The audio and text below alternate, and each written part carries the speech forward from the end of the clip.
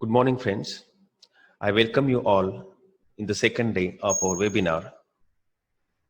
In the first session of second day, we have respected Dr. Vivek Belekar as resource persons with us. Dr. Vivek Belekar is an associate professor in Department of Applied Psychology, University of Mumbai. He has completed his bachelor's and master's in psychology from Pune University. He received PhD from Pune University in 2009. His topic was Personality Correlates of Creativity, a study using Eisenkian model and the five-factor model. He has completed 1-year PG course in clinical counseling from Maharashtra Institute of Mental Health, Sassoon General Hospital, Pune. He has vast teaching experience of more than 16 years at PG Department of Applied Psychology, Mumbai University. He is PhD guide and at present 5 students are working under his supervision. His areas of interest are personality psychology, conservation psychology, evolutionary psychology, personality disorders, psychology of judgment, etc. On his credit, he has published and communicated 15 research papers in various national and international journals. He has presented 31 research papers in national and international conferences. He has authored a book entitled Statistics for Psychology and published various books and book chapters in distant mode universities and centers. He has adapted 10 psychological scales in Marathi language. He is associated with various international research associations. He has vast training experience in the areas of HIV/AIDS with national and state level organizations. He also has 17 years of professional experience as clinical psychologist. He has delivered more than 400 lectures as invited speaker all over the country. In present corona situation, he has started online counseling and mental health facility for coping with COVID-19 outbreak at University of Mumbai and providing online counseling to the needy student and people. So friends, I would like to request respected Dr. Vivek Belekar to deliver his speech. His topic for the today's speech is how to face post-corona situation in jobs, business and career.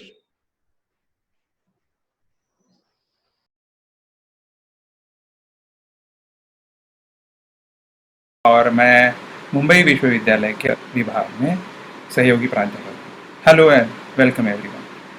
I am Associate Professor of Psychology at University of Mumbai, the Department of Applied Psychology. I am glad that we are contemplating on a very serious issue of COVID-19 pandemic and the future of Indian education, business and other sectors after COVID-19 pandemic.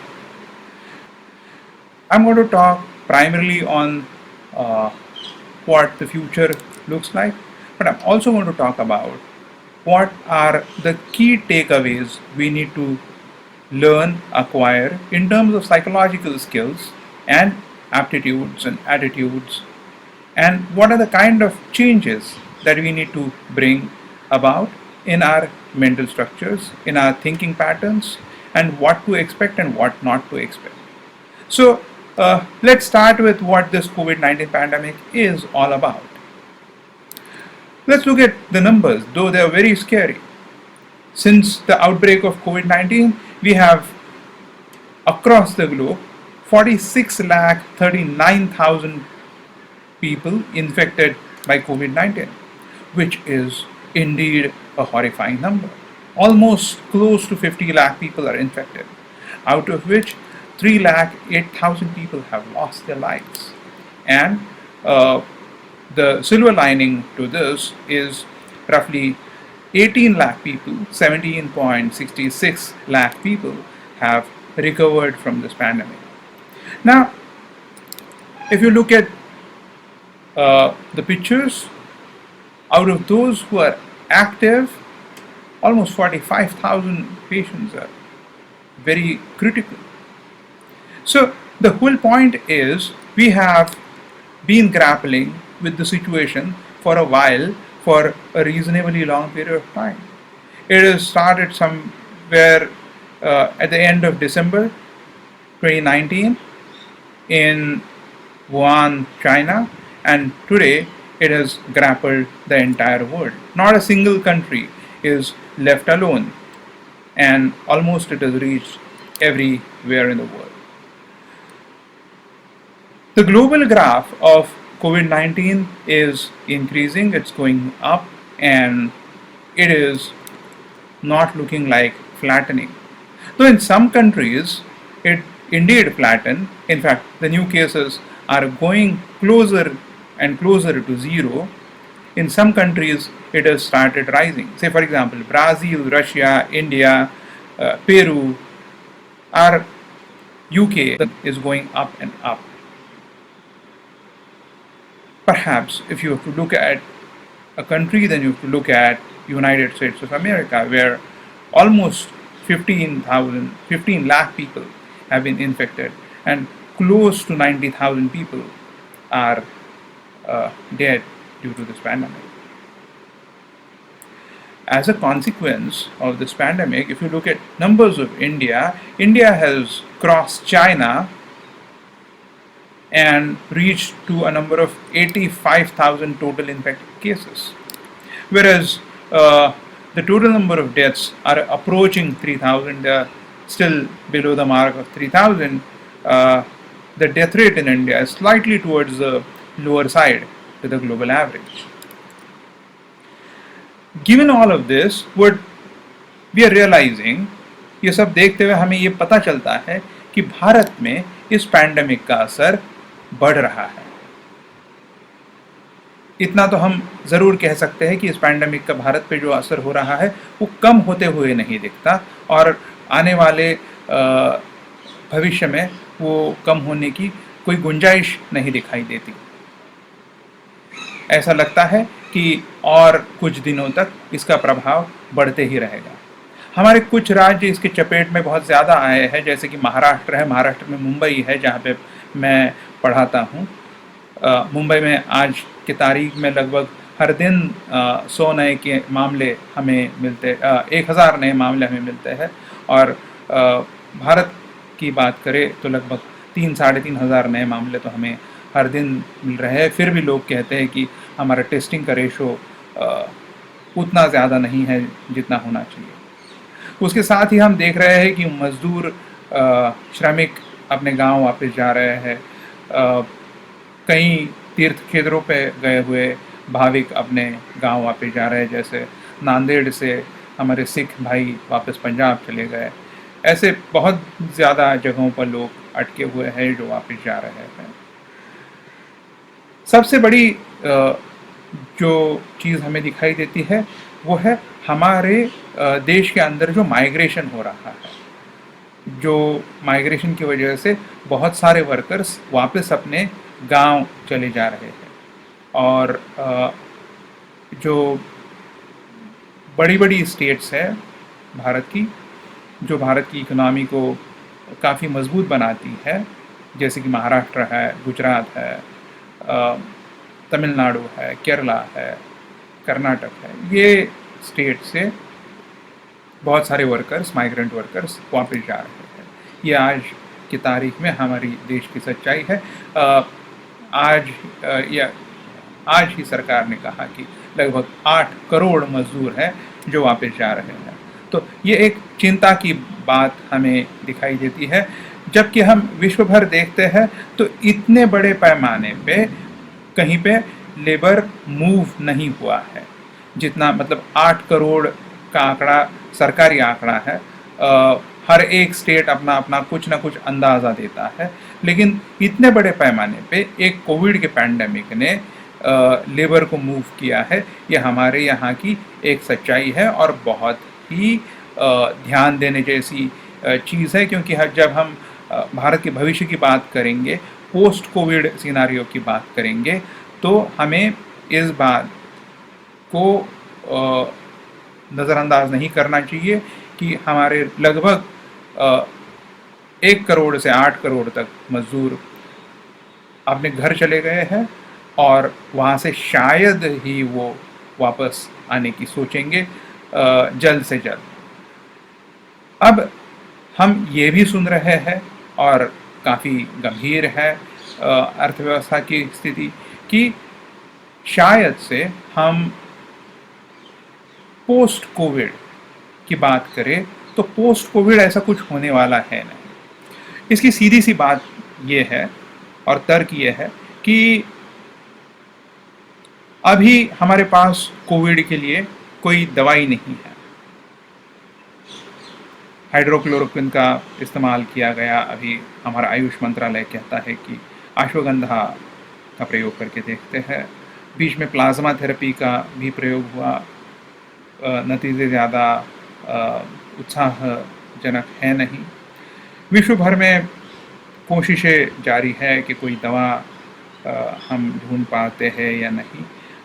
हमें बहुत सारे ऐसे viruses पता है जिनके बारे में हमें दवा पता नहीं है, जैसे कि HIV एक तरीके का वायरस है या दूसरे कई और वायरसेस हैं जिनके बारे में हमें दवा पता नहीं है अभी भी, और हमारे बहुत सारे विश्व में लोग उनके शिकार होते हैं।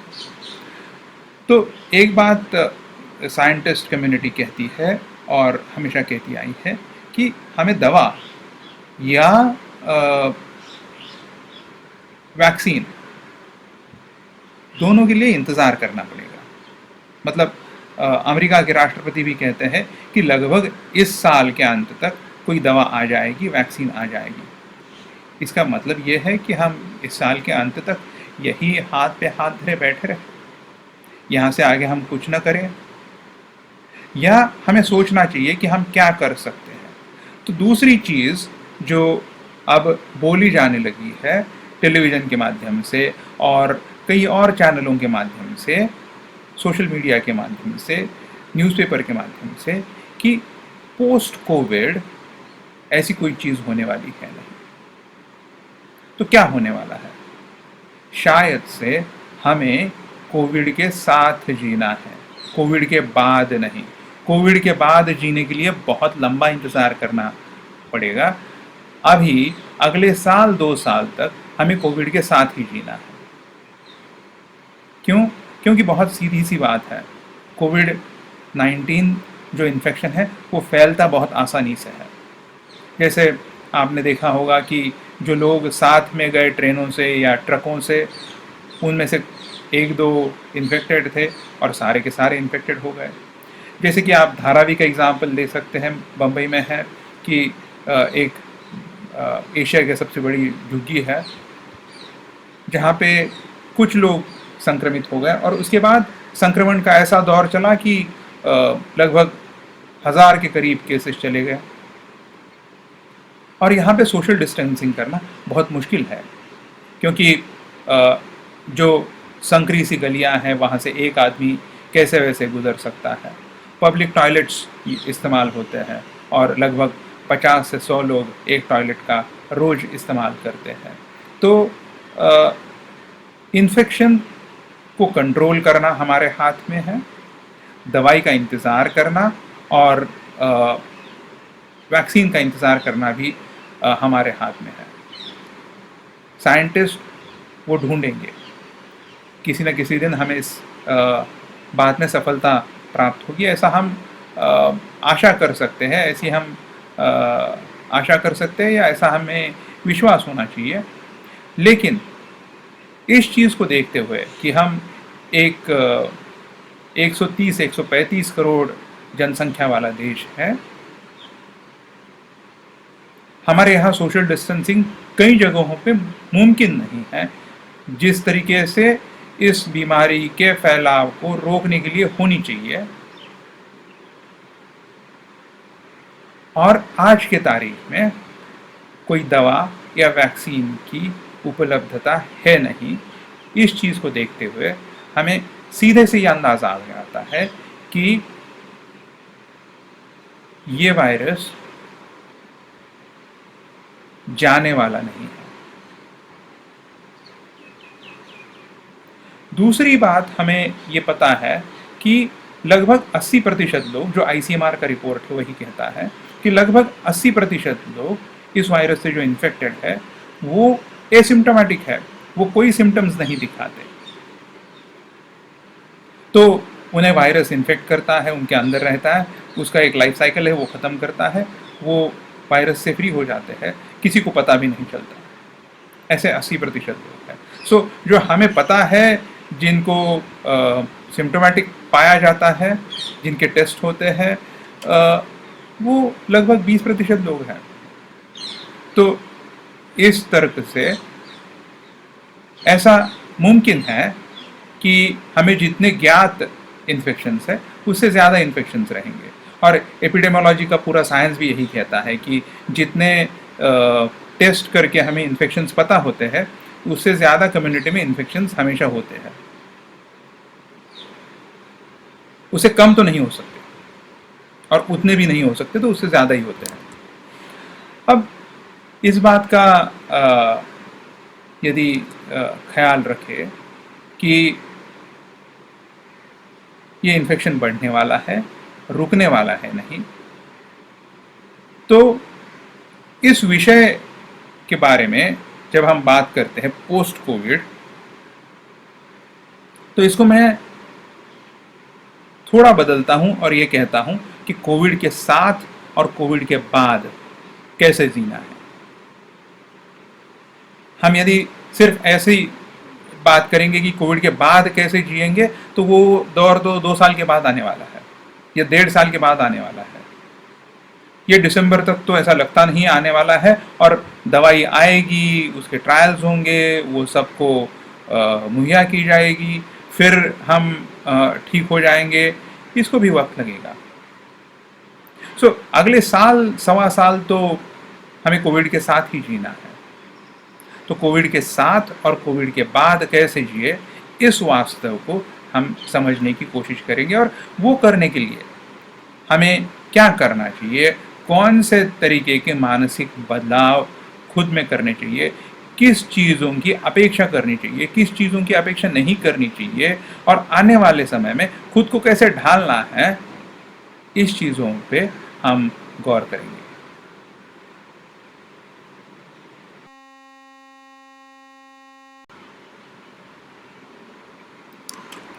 कोविड के टाइम में हमने जो काम किया है उससे हमें पता चला है कि लोगों को अनेक तरीक़ों के डर महसूस होते हैं। एक तो है हॉस्पिटल्स में जाने का डर उन्हें लगता है, और यदि हमें कोविड के साथ जीना है तो हमें ये हॉस्पिटल में जाने के डर के ऊपर काबू पाना होगा, क्योंकि ऐसा नहीं हो सकता कि हम कभी भी बीमार नहीं पड़ेंगे। कोविड छोड़ के बहुत सारी चीज़ें हैं जिसके लिए हमें अस्पताल जाना पड़ता है, और हमें इस बात को ध्यान रखना होगा कि सिर्फ कोविड को सोच के हम ज़रूरी चीज़ों के लिए अस्पताल न जाएं, ऐसा न करें। सबसे बड़ी जो लोगों के मन में जो डर है वो है उनका जॉब या लाइवलीहुड नहीं रहेगा। मैं अभी बात कर रहा था मज़दूरों की, जो श्रमिकों की, जो बहुत सारे राज्यों से चले गए हैं, उनकी नौकरियां भी छोड़ के चले गए हैं। उन्हें अपने रोज़ी रोटी के लिए कोई और साधन ढूंढने होंगे। लेकिन ये सिर्फ इनकी बात नहीं है। विश्व में बहुत सारे ऐसे देश हैं जहाँ पे डाउनसाइजिंग, मतलब कर्मचारियों की संख्या में कपात करना शुरू हुआ है, जिसे हम पिंक स्लिप देना बोलते हैं, वो शुरू हो गया है। तो कंपनियां अपनी नौकरी कम कर रही है। इसकी सीधी सी वजह है, पिछले कुछ महीनों से वैसे भी अर्थव्यवस्था में तंगी थी। कोविड की वजह से हुआ ये कि अब ये अर्थव्यवस्था जो थोड़ी चरमरा रही थी वो पूरी की पूरी ध्वस्त हो गई है। यदि हम विश्व बैंक का अंदाज़ देखें या इंटरनेशनल मॉनेटरी फंड का अंदाज़ देखें, तो ये कहते हैं, या मूडीज़ का अंदाज़ देखें तो ये कहते हैं कि पूरे विश्व का ग्रोथ रेट जो है वो गिरने वाला है। कई देशों के तो ग्रोथ रेट निगेटिव्स में जाने वाले हैं। हमने एक अभूतपूर्व चीज़ इसके दरमियान देखी कि ऑयल प्राइसेस -$37 हो गए थे। मतलब आप एक बैरल ऑयल खरीदते हैं तो उसके साथ आपको $37 मिलते हैं, जबकि आपको ऑयल खरीदने के लिए लगभग $80-85 देने पड़ते हैं। तो -37 इसकी प्राइस हो गई, इसका मतलब आपको एक बैरल ऑयल और $37 ऊपर से फ्री में मिल रहा है। मजाक की बात छोड़ दी जाए तो ऐसा इसलिए हो रहा है कि इकोनॉमी की स्थिति बहुत ही नाजुक या खराब है। तो इसके वजह से क्या होगा? इसकी वजह से नौकरियां चली जाएंगी, इसके वजह से लोगों की आमदनी कम होगी, इसकी वजह से सप्लाई चेन्स अफेक्ट हो जाएगी, इसकी वजह से डिमांड कम हो जाएगी। क्योंकि यदि मेरे घर में ज़्यादा पैसा है नहीं तो मैं क्या करूँगा? मैं बचत करूँगा। इसका मतलब मैं ज़्यादा खरीद नहीं करूँगा। यदि मैं ज़्यादा खरीद नहीं करूँगा तो जो डिमांड मार्केट में किसी भी व्यक्ति ने खरीद करने से तैयार हो जाता है, वो डिमांड तैयार नहीं होगा, तो सप्लाई कम हो जाएगा। क्योंकि यदि डिमांड नहीं है तो सप्लाई नहीं रहता। तो सप्लाई साइड में जो लोग हैं उनकी नौकरियां रहने की गुंजाइश कम है। वैसे भी दूसरी एक परेशानी जो है वो ये है कि बहुत सारे मजदूर यदि चले गए हैं तो बहुत सारे उद्योग एक दूसरों पे निर्भर होते हैं।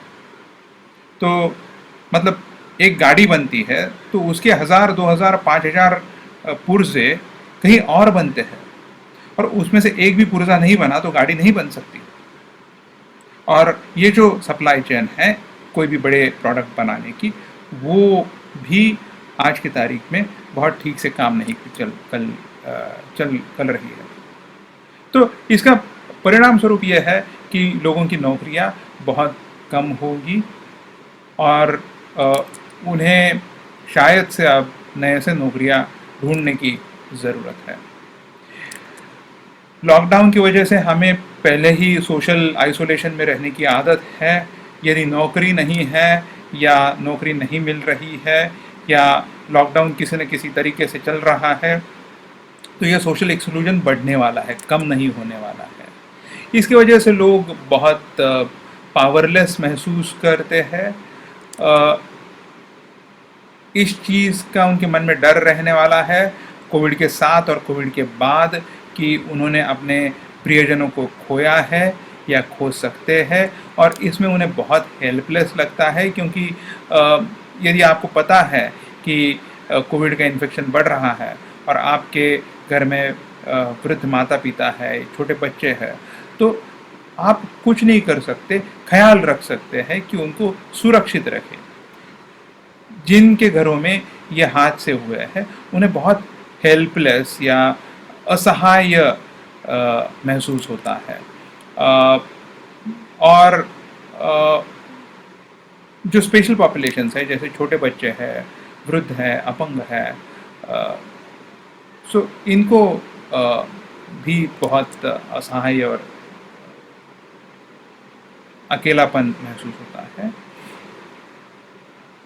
अब यदि हम इस बात को देखें कि कोविड के बाद जो चीज़ होने वाली है वो क्या, उसे हम कैसे निपटें, तो एक तो दिखता है कि हम बहुत ही एक हद तक जिसे हम चिंता कहते हैं उसके शिकार हो जाते हैं। हम बहुत चिंतित होते हैं, हमेशा डर लगता है कि क्या होने वाला है। अब ये चिंता जो है वो कई तरीकों से हमारे यहाँ हमें दिखती है। इसका एक तरीका है थ्रेट स्कैनिंग, दूसरा है कैटास्ट्रोफाइजिंग, तीसरा है एक हाइपोथेटिकल रूप से चिंता करना या इमोशनली रीज़न करना, इमोशनली सोचना और भविष्य के बारे में बताते रहना। अब देखिए क्या होता है थ्रेट स्कैनिंग मतलब क्या, कि हमेशा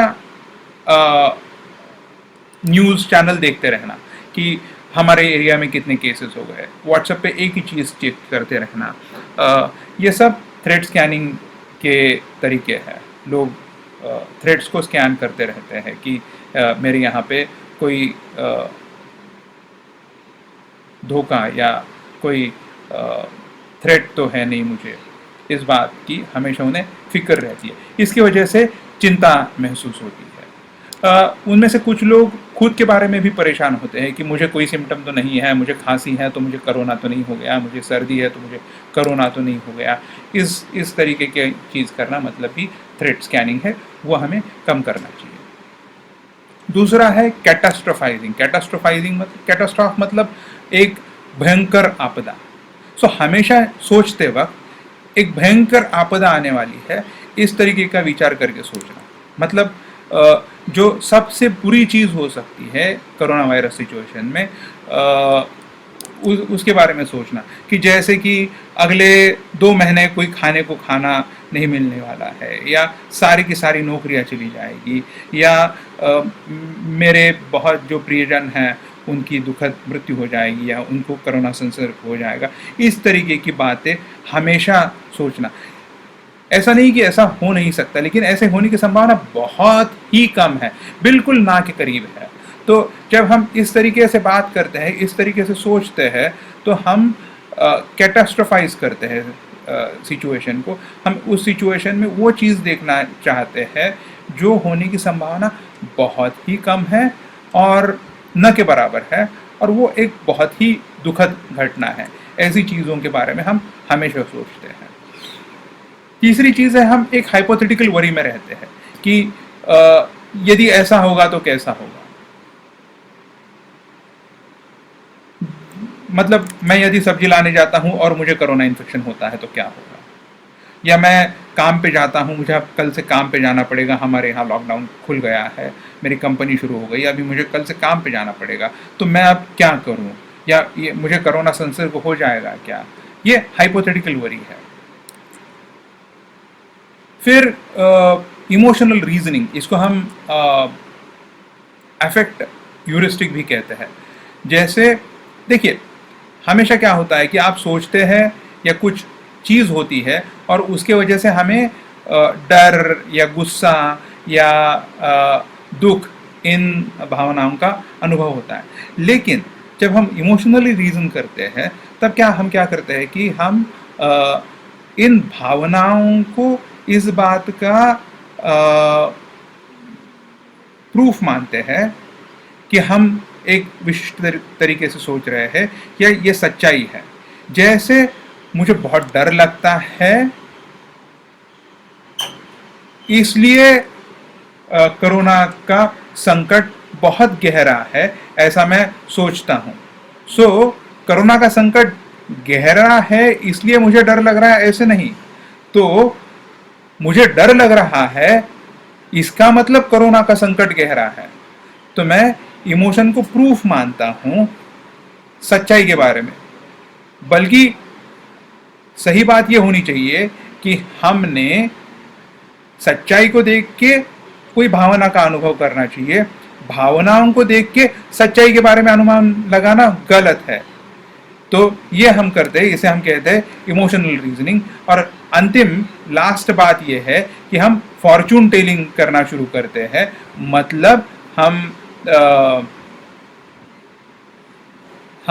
इस बात की पुष्टि करना चाहते हैं कि बहुत खराब चीज़ होने वाली है, या जो आने वाला समय है वो खराब है। ऐसी तरीके की फॉर्चून टेलिंग करना हम शुरू करते हैं। तो इनमें एक दो चीज़ें हम कर सकते हैं जब हम कोरोना के बारे में और उसके बारे में चिंता करते हैं, और वो ये है कि हमने हमारे कंट्रोल में क्या है और हमारे कंट्रोल में क्या नहीं है। इन दो चीज़ों में फ़र्क करना चाहिए। जैसे कि मेरे अंदर रेजिलियंस बढ़ाना, या जो सबसे नई जानकारी है उनको पढ़ना, या सबसे खुद के लिए जो महत्वपूर्ण चीज़ें हैं उन पे ध्यान देना, अपना खुद का रूटीन फॉलो करना, नए कनेक्शंस, नए नेटवर्क बनाना, बराबर से खाना खाना, बराबर से कसरत करना, बराबर से सोना, ये सारी चीज़ें अपने हाथ में हैं। अपने हाथ में क्या नहीं है, तो न्यूज़ पे क्या आएगा ये अपने हाथ में नहीं है। जो दूसरे लोग हैं वो क्या करेंगे ये अपने हाथ में नहीं है। दूसरे लोगों की जो हेल्थ है वो अपने हाथ में नहीं है। गवर्नमेंट क्या डिसीजन लेंगी ये हमारे हाथ में नहीं है। पब्लिक ट्रांसपोर्ट शुरू होगा कि नहीं ये अपने हाथ में नहीं है। तो इनके वजह से चिंता करना, जो चीज़ें अपने हाथ में है नहीं, अपने कंट्रोल में है नहीं, उनके वजह से चिंता करना, ये शायद से अपने फायदे की चीज़ है नहीं। नमस्कार। इस हिस्से में हम इस बात पे बात करेंगे कि ये जो कोरोना का कहर है उससे निपटने में हम साइकोलॉजी को कैसे इस्तेमाल करें। एक तो चीज़ है कि हमने जैसे कहा कि हमें कोरोना के साथ जीना है और कोरोना के बाद भी जीना है। और कोरोना के साथ हमारी ज़िंदगी लगभग अगले साल 1.5 साल तो रहेगी, और उसके बाद भी साल 1.5 साल हमें काफ़ी मेहनत मशक्क़त भरी ज़िंदगी जीनी है। तो जब हम इसके वजह से स्ट्रेस में होते हैं, हमें उदास लगता है, उदास महसूस होता है, या तनाव महसूस होता है, या स्ट्रेस महसूस होता है, तो क्या करें। तो एक बहुत ही आसान सी टेक्निक है जिसे साइकोलॉजी में ABCDE टेक्निक कहते हैं, जिसे हम कहते हैं attention, believe, challenge, discount and explore options, ABCDE। तो अटेंशन मतलब जब भी आप तनाव में हैं तो थोड़ी देर के लिए रुकिए और इस बात पे ध्यान दीजिए कि आप अंदर क्या सोच रहे हैं, आपका मन आपको क्या बता रहा है। आपके विचारों पर आप तुरंत ही भरोसा मत कीजिए, बिलीव, तुरंत भरोसा मत कीजिए अपने विचारों पर। चैलेंज, सी, मतलब अपने विचारों को और अपनी तनाव को, चिंता को प्रश्न पूछिए कि ये सही है क्या, ये ज़रूरी है क्या। यदि हम पूरी चीज़ को देखें, अगले साल 2 साल को देखें, पिछले साल 2 साल को देखें, तो ऐसी चिंता महसूस होना वाजिब बात है क्या। ये हमारा मत है या ये सच्चाई है, ये हमारा सोचना है या सच्चाई है। इस बात पे विचार कीजिए, शायद से आपको थोड़ी सी राहत महसूस होगी। दूसरी बात है कि आपको डिस्काउंट करना है। डिस्काउंट क्या है कि जब आप सोचते हो किसी भी बारे में, तो जब आप चिंतित होते हो तो आप उस सोच को ज़्यादा बढ़ाते हो। तो जब आप चिंतित होते हो तो आपको इस बात को डिस्काउंट करना है कि आपके विचार वो चिंता से प्रभावित है। तो उन विचारों पे तवज्जो करने से पहले उन विचारों को थोड़ा डिस्काउंट करना चाहिए, क्योंकि वो चिंता से प्रभावित है। और ई मतलब एक्सप्लोर, ऑप्शन मतलब पर्यायों को ढूंढना है। हमें अभी किस चीज़ से सबसे ज़्यादा फ़ायदा होगा, सबसे ज़्यादा मदद मिलेगी, इस चीज़ को सोचे, और अपने पास कौन से पर्याय अभी इस वक्त उपलब्ध है, इस बारे में सोचना हमें फ़ायदे का होगा। दूसरी एक काफ़ी इस्तेमाल की जाने वाली टेक्निक है जिसे हम थिंक टेक्निक कहते हैं। इसमें T है ट्रू के लिए, H है हेल्पफुल के लिए, I है इंस्पायरिंग के लिए, N है नेसेसरी के लिए, और K है काइंड के लिए। तो T का मतलब क्या है। जब हमारे मन में ऐसा विचार आता है, कोई भी निगेटिव विचार या भावना आती है, 3 निगेटिव भावनाएं होती है। एक है क्रोध, राग, गुस्सा। दूसरी है चिंता करना या परेशान होना। और तीसरी है उदास लगना, निराश लगना, हताश लगना, डिप्रेस्ड और सैड लगना। ये 3 भावनाओं को हम सबसे ज़्यादा महसूस करते हैं, जो निगेटिव भावनाएं होती है। चौथी होती है डिसगस्ट, जिसको हम इस कॉन्टेक्स्ट में कम महसूस करते हैं। तो जब भी हमारे जहन में एक ख्याल आता है कि उदासी का या चिंता का, तब आपको ये पूछना है कि ये कितना सच है। ये सच है, सच्चाई है या आपका मत है?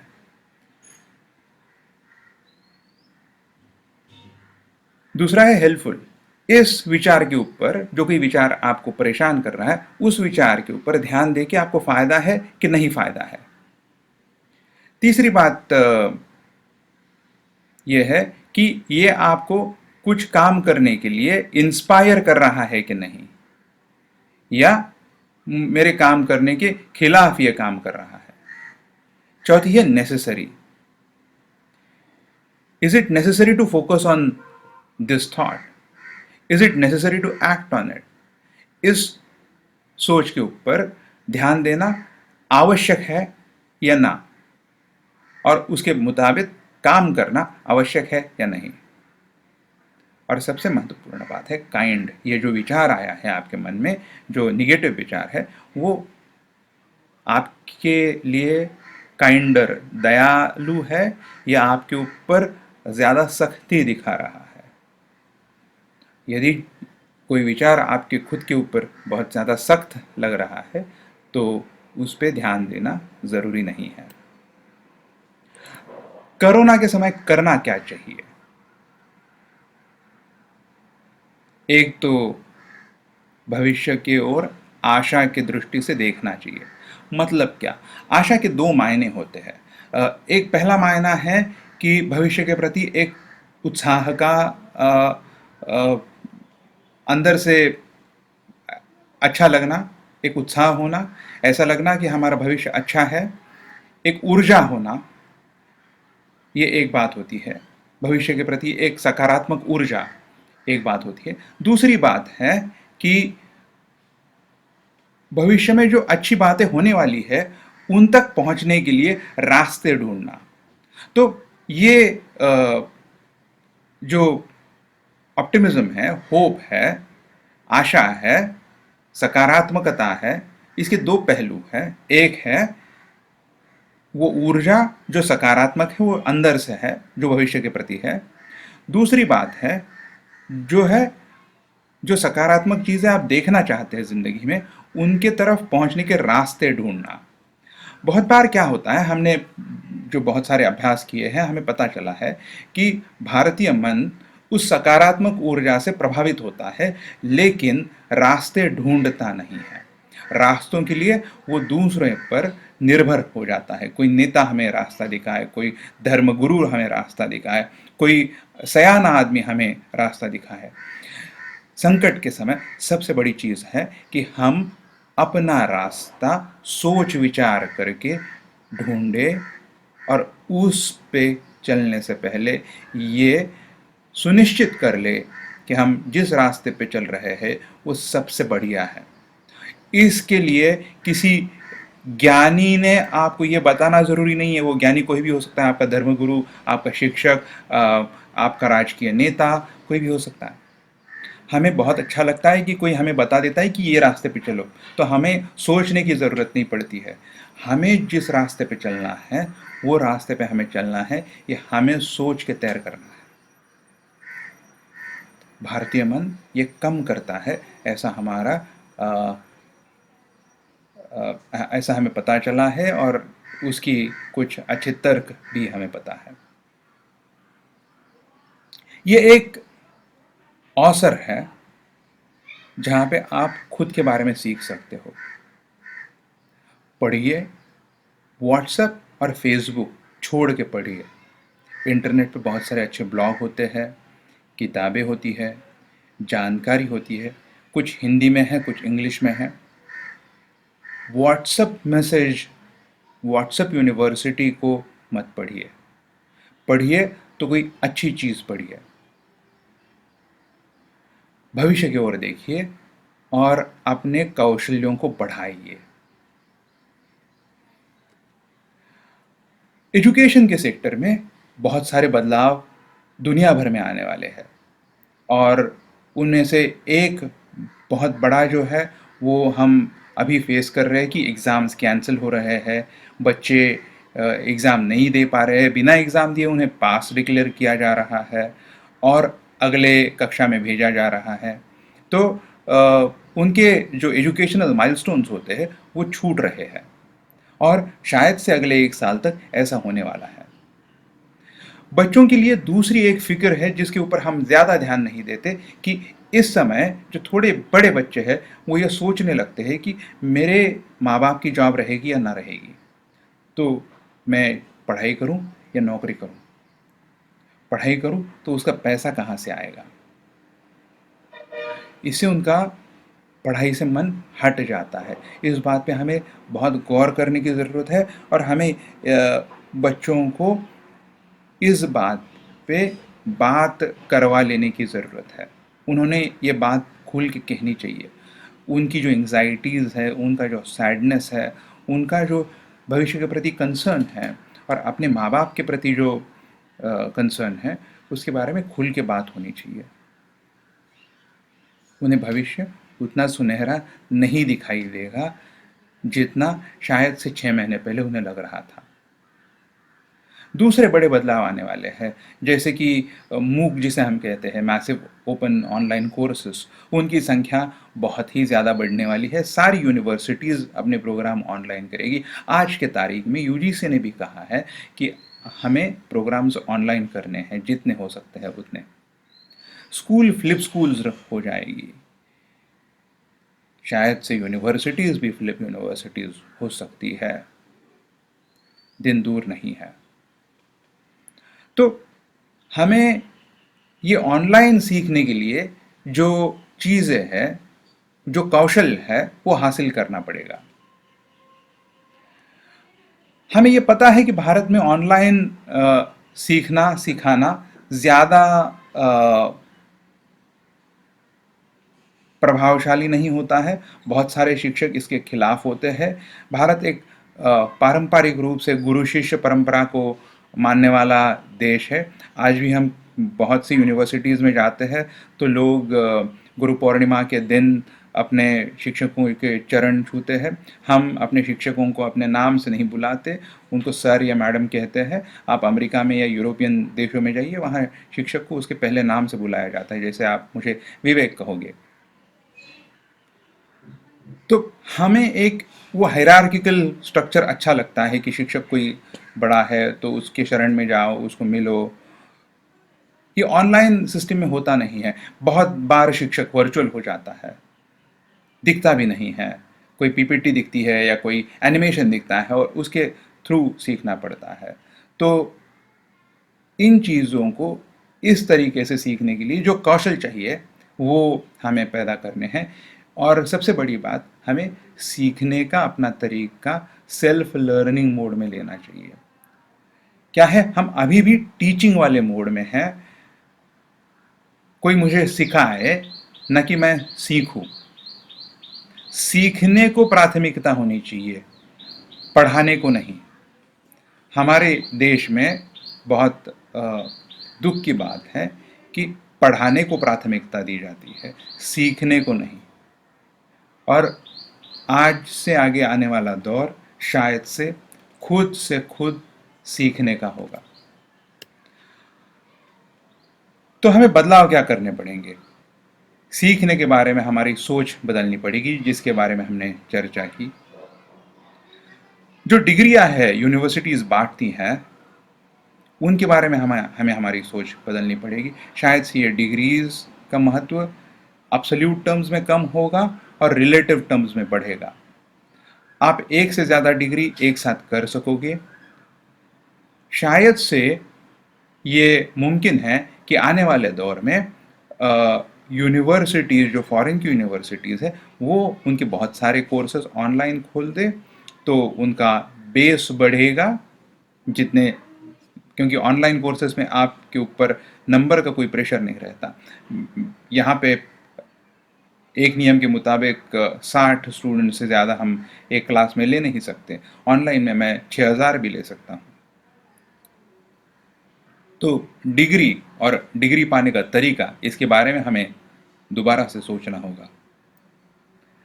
और नौकरी के बारे में भी हमें दोबारा से सोचना होगा, क्योंकि नौकरी जो है, जॉब्स जो है, वो कौशल के आधार पर मिलते हैं, डिग्री के नहीं। और हम डिग्री पाने की कोशिश यदि इन ओपन यूनिवर्सिटी से करें या ऑनलाइन सोर्सेज से करें, ना कि कौशल, तो शायद से जॉब्स के मार्केट में हमारा फ्यूचर उतना अच्छा नहीं रहेगा। तो उसे अच्छा बनाने के लिए हमने कौशल को ध्यान देना चाहिए। जैसे मैंने पहले कहा, रीस्किलिंग करना चाहिए और अपस्किलिंग करना चाहिए। ये दो चीज़ें हमें बहुत ज़रूरी है। हमें हमारे स्किल दोबारा से प्राप्त करने चाहिए, और जो स्किल हमारे पास है नए स्किल प्राप्त करने चाहिए, और जो स्किल हमारे पास है उनको अपग्रेड करना चाहिए, अपस्किल करना चाहिए। बिजनेसेस में कहने की बात ज़रूरी नहीं है, बहुत बड़े पैमाने पे ग्लोबल स्लो डाउन आने वाला है, आ चुका है। डाउन साइजिंग आज से 2 साल तक शायद से यही एक शब्द एचआर वाले बोलेंगे, और यही करने के लिए एचआर वालों को उनकी सैलरी मिलेगी कि आप कितने लोगों को कितने कम समय में हटा सकते हो। दुख की बात है, लेकिन एचआर वैसे भी गाली खाने का मतलब बहुत से एचआर वाले ये कहते हैं कि हमें गाली खाने के पैसे मिलते हैं।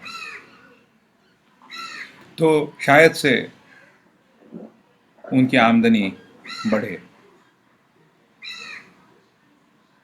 बिजनेसों में दूसरी एक बड़ी बात पिछले 6 महीने तक हो रही थी, वो थे एंजल इन्वेस्टर्स। ये एंजल इन्वेस्टर्स क्या होते हैं? ये होते हैं वो लोग जिनके पास बहुत सारा पैसा है और वो नए छोटे उद्योगों में इस पैसे को लगाते हैं, जिसे हम स्टार्टअप कहते हैं। ये जो सारा स्टार्टअप का माहौल हमें दिखता है, इसके पीछे 1 या 2 या 3 एंजल इन्वेस्टर होते हैं। वो अपने 1 करोड़, 5 करोड़, 10 करोड़, 50 करोड़ वो स्टार्टअप पे लगा देते हैं। अभी ये एंजल इन्वेस्टर कहाँ से पैसा कमाते हैं? वो कई कंपनियों के बोर्ड ऑफ डायरेक्टर्स होते हैं, उनके शेयर मार्केट्स में काफ़ी अच्छी वैल्यू होती है, उनके खुद के अच्छे एसेट्स होते हैं, और उनका जो बैंक में पड़ा पैसा है वो शेयर मार्केट में लगाने के बजाय वो बिजनेस में, नए बिजनेसों में लगाते हैं। अब ग्लोबल स्लो डाउन की वजह से इनके पास का पैसा कम हो जाएगा। इसकी वजह से ये पैसा स्टार्टअप में नहीं लगाएंगे। तो ये स्टार्टअप इंडिया जो है वो अभी रिस्टार्ट होने को लगभग 2 साल लगने वाले हैं, क्योंकि ये स्टार्टअप इंडिया का सबसे बड़ा इंजन जो था एंजल इन्वेस्टर्स, वो गायब होने वाले हैं, हो चुके हैं। मैं बहुत बार कहता हूं कि वर्क फ्रॉम होम है, ये अच्छी बात है, लेकिन ऐसा ना हो कि एक दिन ये आए कि वर्क चला जाए और सिर्फ फ्रॉम होम बचे। लेकिन यदि आज की तारीख में देखा जाए तो शायद से ये सच्चाई लग रही है कि वो वर्क फ्रॉम होम का वर्क चला जाएगा। कम से कम 20 से 30% लोगों के लिए ये आने वाली त्रासदी है। तो बढ़ेगा क्या? एक, हमें इस सिचुएशन से खुद को ढालने की ज़रूरत है। नए और अच्छे आइडियाज़ के बारे में सोचना चाहिए, जो लोकली डिमांड पैदा होगी उसके बारे में सोचना चाहिए, और उसे उसकी आपूर्ति के लिए बिजनेसेस लाने पड़ेंगे।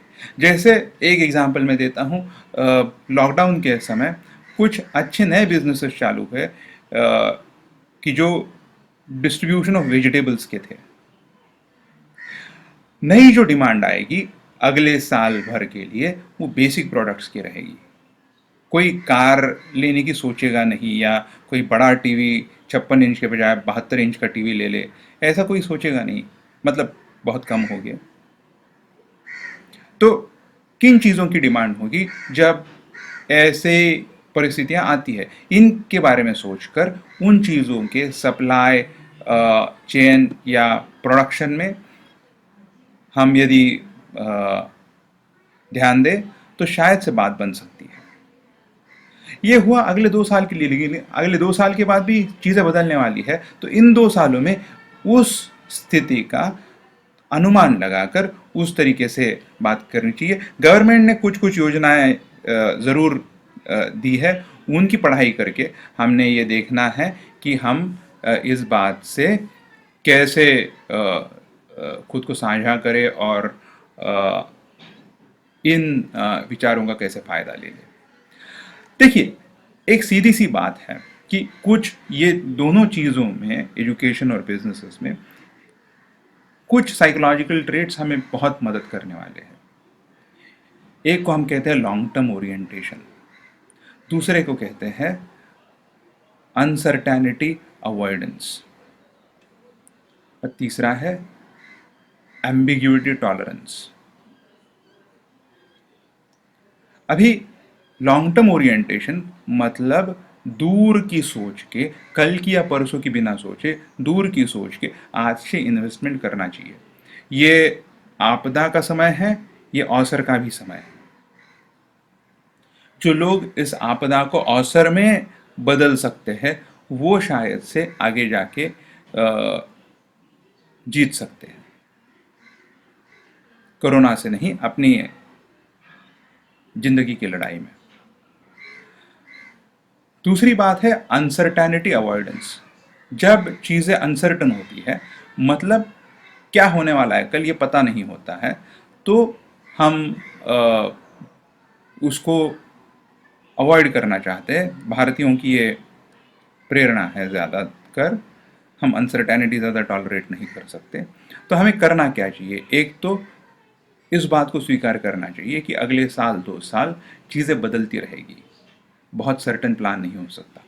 इसका मतलब हमें प्लान ए, बी और सी का भी ख्याल करना चाहिए, और अलग अलग प्लान बनाने चाहिए कि प्लान ए फेल होता है तो प्लान बी चाहिए, बी फेल होता है तो सी चाहिए।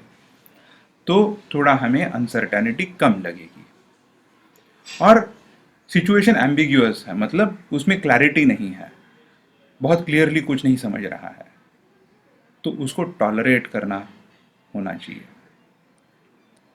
इसका मतलब हमें, यदि घर में काम नहीं है तो नए स्किल्स की ओर ध्यान देना चाहिए। यदि आपकी ऐसा न हो लेकिन आपकी नौकरी नहीं है, आपको काम नहीं है, तो आप घर बैठिए, लैपटॉप, मोबाइल स्क्रीन, कहीं से भी कोई एक अच्छा सी किताब लीजिए, कोई नया स्किल सोचिए जो आपको काम को होगा, और वो सीखना चालू कीजिए। जो सीखेगा वही जिएगा। अंत में मैं एक चीज़ कहना चाहता हूँ। ये नवारो करके एक WHO के स्पेशल एनवॉय हैं जो कोविड-19 में काम करते हैं, उन्होंने बहुत अच्छा कहा है। उन्होंने कहा है हमें इस वायरस का सम्मान करना चाहिए। लोगों को आश्चर्य होगा ये सुन के, लेकिन सम्मान करना मतलब ये मानना कि अभी इसके ऊपर विजय पाना, इसको हराना, हमने जीतना, कोविड मुक्त भारत, इन घोषणाओं को भूल जाना चाहिए। इस वायरस का सम्मान करना चाहिए और ऐसे विश्व में रहने की आदत डालनी चाहिए जिसमें कोरोना है। यह हमारे आयुष्य की, हमारे जिंदगी की एक नई सच्चाई है। आज से 18 महीने के बाद जब वैक्सीन आएगी, तब से जाके हम इस सारी सिचुएशन को वापस से उसका मूल्यांकन करेंगे और फिर देखेंगे क्या करना है। लेकिन आज की तारीख में हमें इसके साथ जीने की आदत डालनी है।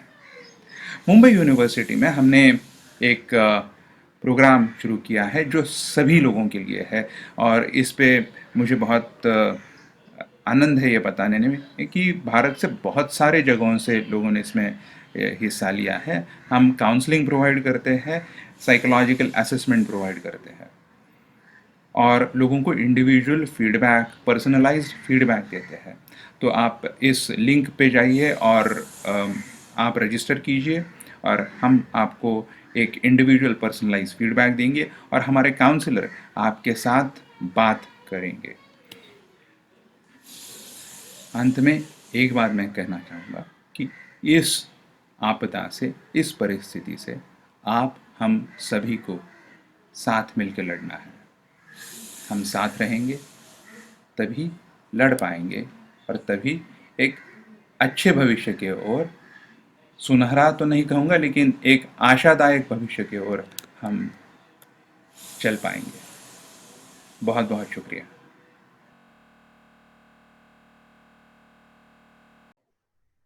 Good morning, friends.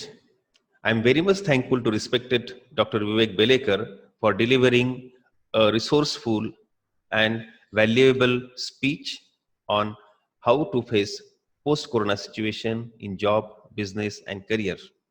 I'm sure that all the participants have benefited from his thoughts and guidance. Thank you very much, sir.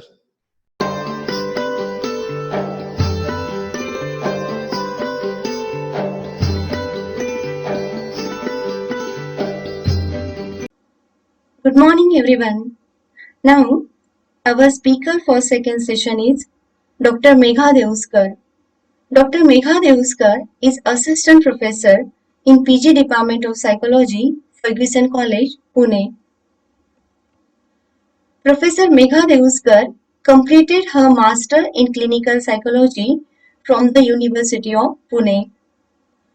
She received a scholarship to complete her doctoral degree.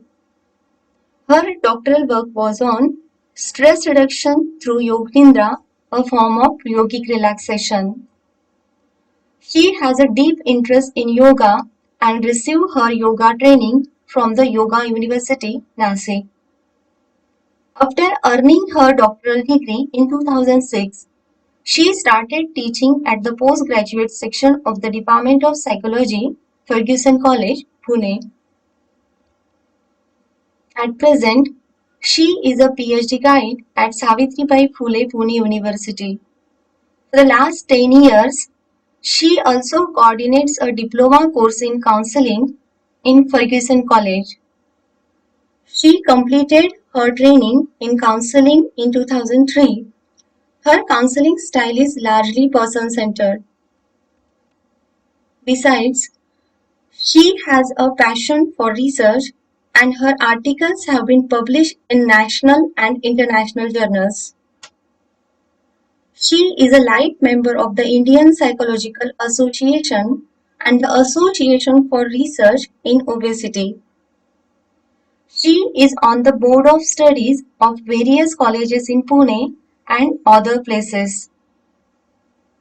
She has been the recipient of several prestigious awards like Bharat Shiksha Ratan Award, the Best Educationist Award for the Talented Personalities, and the Vidya Ratan Award. So friends, her topic for the webinar is how to boost our human power with positivity. Now I would like to request respected Dr. Megha Devuskar ma'am, please deliver your resourceful lecture. नमस्कार, मी doctor Megha देऊसकर.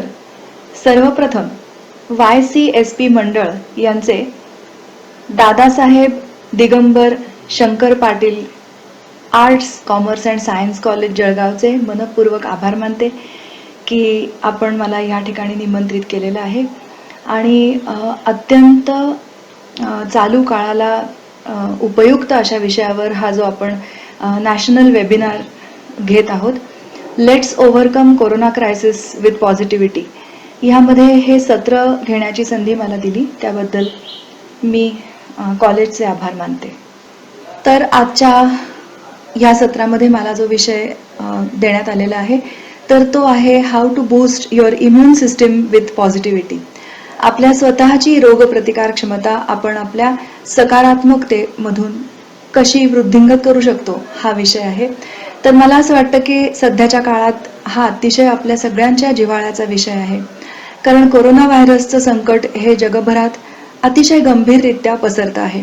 तर आपण थोडासा ह्या corona व्हायरसबद्दल आणि त्याच्याशी निगडीत काही statistics आपण थोडे बघूयात आणि आपण विचार करूयात की हे प्रतिकार क्षमता वाढवणं हे का अत्यंत महत्त्वाचं आहे.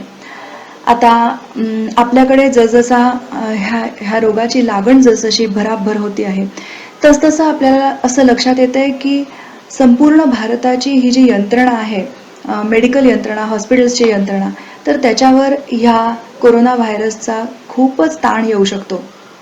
खरं तर तसं बघायला गेलं तर हा एक फ्लू आहे. म्हणजे त्याची जी लक्षणं आहेत की घसा दुखणे, थोडंसं डोकं दुखणे, त्याच्यानंतर थोडा ताप येणे आणि मग हळूहळू साधारण 7-8 दिवस ही लक्षणं दिसतात आणि त्याच्यानंतर हळूहळू रुग्णाला बरं वाटायला लागतं. तर खरं तर हा नॉर्मल फ्लू आहे आणि त्यातनं बरेचसे लोक बाहेरही येतात. मग हे सगळं संकट सगळ्या जगभरात आणि भारतात का बरं एवढं पसरतंय आणि का बरं लोकांना त्याची इतकी भीती वाटतेय? तर हा अत्यंत संसर्गजन्य असा रोग आहे, म्हणून ह्याची भीती आपल्याला वाटते. थोड्या स्टॅटिस्टिक्सचा आपण जर विचार केला तर आपल्याला असं लक्षात येतं की कोरोना व्हायरसनी ग्रस्त झालेले जे रुग्ण असतात त्यांच्यापैकी 80% रुग्ण हे रिकवर होतात, ते बरे होतात. तो फ्लू त्यांना त्यांची स्वतःचीच प्रतिकार क्षमता त्याचा सामना करू शकते. त्यानंतर एक साधारण 14% लोक हे असे असतात की ज्यांना घरच्या उपायांवरनं या रोगातनं बाहेर येता येत नाही आणि त्यांना हॉस्पिटल्सची गरज लागते, हॉस्पिटलच्या सेवेची गरज लागते. आणि त्याही नंतर साधारण 5 ते 6% लोक हे असे असतात की ज्यांना खूपच जास्त गंभीर पद्धतीची लक्षणं होतात, त्यांना व्हेंटिलेटरवर ठेवावं लागतं, ICU मध्ये ठेवावं लागतं आणि त्यातले काही लोक मृत्युमुखी सुद्धा पडत आहेत. तर असं हे याचं साधारण प्रमाण आहे. 80% लोक रिकवर होत आहेत, 14% लोक हे जास्त गंभीररित्या हॉस्पिटलाइज होत आहेत आणि 5 ते 6% जे रुग्ण आहेत त्यांना खूप जास्त त्रास होतोय ह्या सगळ्या गोष्टीचा.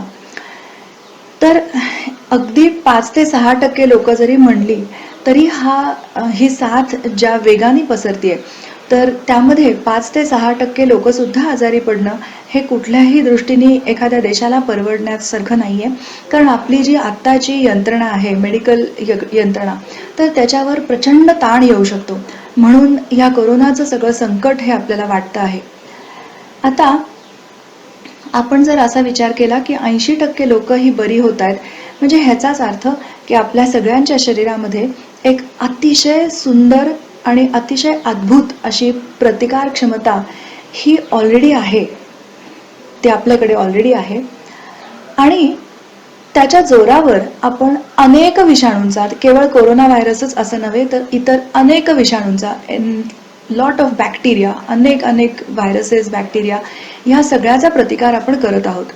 आणि हे जे लोक आहेत की जे आयदर हॉस्पिटलाइज होत आहेत किंवा ज्यांना खूप गंभीर पद्धतीची लक्षणं दिसत आहेत, तर त्यांची इम्युन सिस्टीम ही कुठल्या ना कुठल्या पद्धतीत आधीच थोडीशी कॉम्प्रोमाइज झालेली असते किंवा आधीच त्याच्यावर ताण आलेला असतो, हेही आपल्याला आता लक्षात आलंय. त्यामुळे हा जो विषय आहे की आपली इम्युन सिस्टीम ही आपल्याला बूस्ट करणं, ही आपल्याला ताकदीची बनवून ठेवणं हे अत्यंत महत्त्वाचं आहे. आणि म्हणूनच आजचं हे सत्र मला असं वाटतं की आपल्या सगळ्यांच्या जिव्हाळ्याचा हा विषय आहे. आता ही अद्भुत ही जी यंत्रणा आहे आपली शरीराची प्रतिकार क्षमता जी आहे, तर तिचं स्वरूप नेमकं काय आहे ते थोडंसं आपण समजून घेऊया आणि मग भावनांचा, नकारात्मक आणि सकारात्मक दोन्ही पद्धतीच्या भावनांचा आपल्या ह्या यंत्रणेवर काय परिणाम होत असतो तेही आपण समजून घेऊयात. सरतेशेवटी ज्या सकारात्मक भावना आपण अनुभवू शकतो तर त्यांचा आपल्या इम्युन सिस्टीमवर कसा परिणाम होत असतो हेही आपण ह्या सत्रामध्ये समजून घेणार आहोत. तर सर्वप्रथम आपली ही यंत्रणा म्हणजे काय आहे ते आपण समजून घेण्याकडे थोडंसं लक्ष देऊयात.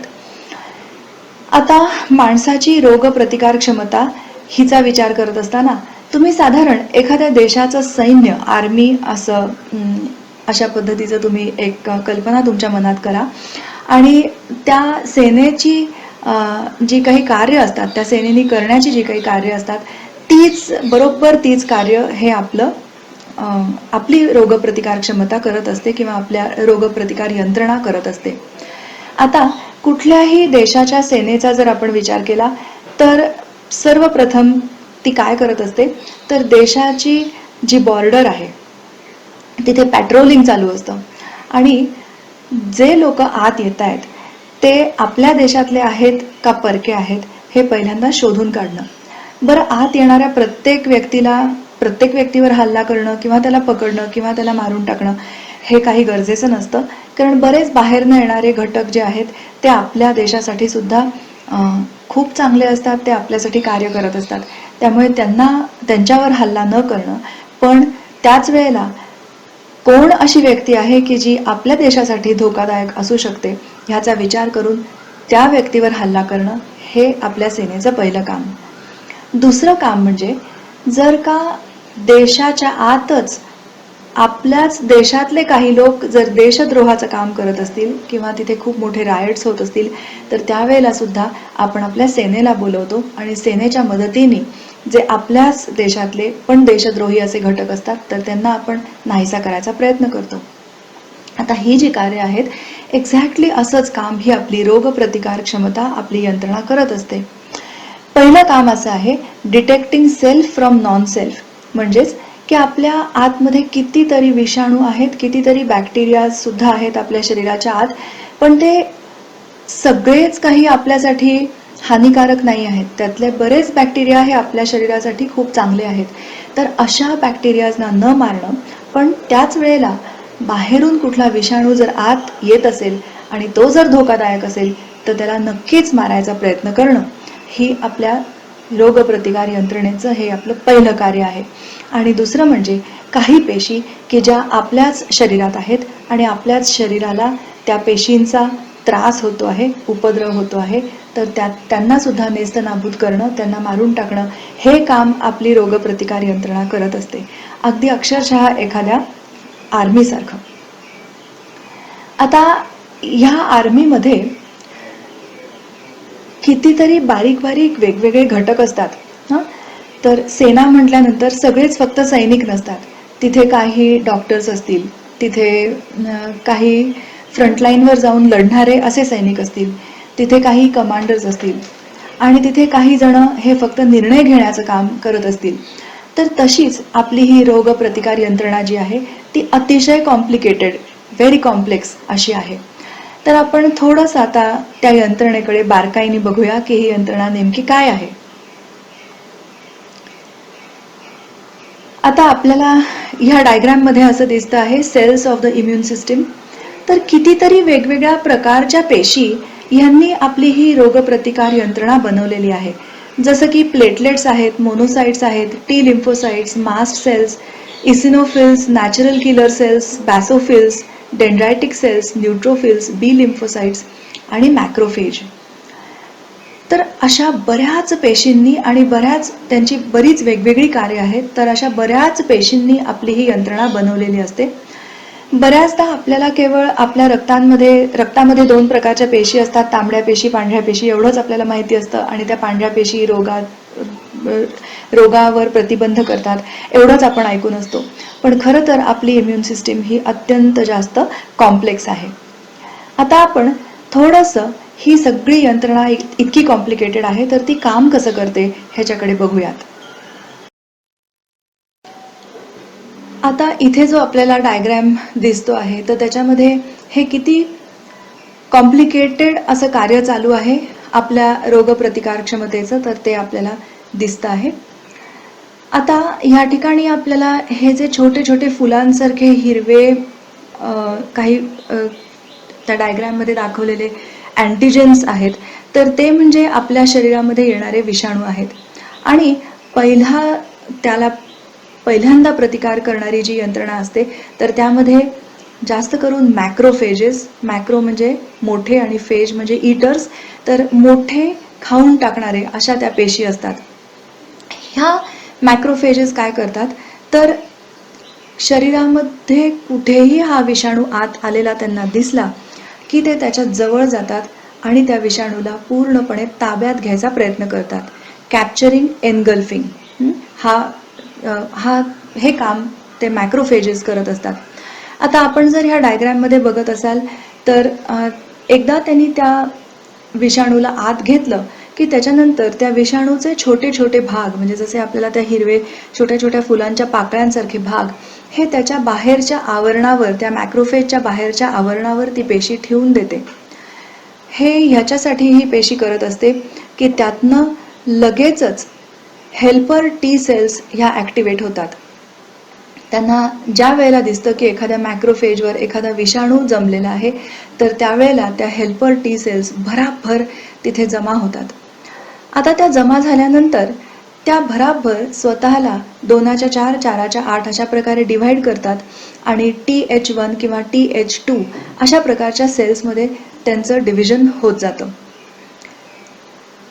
हे झाल्यानंतर बाकीच्या काही रासायनिक क्रिया अशा प्रकारे TH1 आणि TH2 सेल्स करतात की ज्यामुळे बी सेल्स ह्या ॲक्टिवेट होतात आणि त्या बी सेल्स ह्या भरपूर अँटीबॉडीज अशा निर्माण करायला सुरुवात करतात. ह्या अँटीबॉडीज ज्या ज्या पेशींमध्ये आता विषाणू जमलेले आहेत त्या पेशींकडे जातात, तिथे काही रासायनिक क्रिया करतात आणि खूप प्रयत्नांची शिकस्त करून त्या विषाणूला ते मारून टाकण्याचा प्रयत्न करतात. ज्या वेळेला त्यांना योग्य असं ते प्रथिनं सापडतात की ज्यातनं त्या विषाणूचा नाश होतोय, तर त्यावेळेला अशा प्रकारचीच यंत्रणा चालवली जाते आणि त्या विषाणूला पूर्णपणे शरीरातनं नाहीसं करण्यात येतं. आणि या प्रोसेसमध्ये त्या ज्या पेशी असतात की ज्यांच्यामध्ये ते विषाणू असतात त्या पेशींना सुद्धा नाहीसं करण्यात येतं. आणि नुसतं एवढंच नव्हे तर त्याहीपेक्षा एक अत्यंत अद्भुत अशी यंत्रणा ही आपली प्रतिकार यंत्रणा चालवत असते आणि ती पुढच्या डायग्राममध्ये आपल्याला आता दिसेल. ती आहे की एकदा एखाद्या विषाणूचा सामना केल्यानंतर पुन्हा कधीही तो रोग आपल्याला होऊ नये, पुन्हा कधीही त्या रोगाची बाधा आपल्याला होऊ नये ह्यासाठी त्याची स्मृती तयार करणं, आणि हे सुद्धा अद्भुत असं काम आपल्या बी सेल्स करत असतात. आता म्हणूनच आपण ऐकत असतो की लहान मूल जेव्हा जन्माला येतं तर त्यावेळेला प्रत्येक ऋतू बदलला की ते मूल आजारी पडतं. ह्याचं कारण की त्या मुलाच्या प्रतिकार क्षमतेमध्ये तशा प्रकारच्या स्मृती अजून तयार झालेल्या नसतात. दरवेळेला एखादा नवीन विषाणू येतो, त्यावेळेला त्या विषाणूचा सामना त्या बाळाची प्रतिकार संस्था करत असते. तो सामना केल्यानंतर आपण मागच्या वेळेला ह्या विषाणूचा सामना करण्यासाठी काय रासायनिक द्रव्य तयार केलं होतं ह्याची स्मृती त्या बी सेलमध्ये स्टोअर केली जाते आणि त्यानंतर साधारण 1 ते 1.5 वर्षानंतर त्या मुलाचं आजारी पडण्याचं प्रमाण हे कमी होतं. प्रत्येक ऋतू बदलला की ते आजारी पडत नाही. तर त्याचं कारण असं आहे की मागच्या वेळेला मी ह्या विषाणूचा सामना कसा केला होता हे लक्षात ठेवण्यासाठी त्याच्या बी सेल्सनी ती स्मृती जनरेट केलेली असते.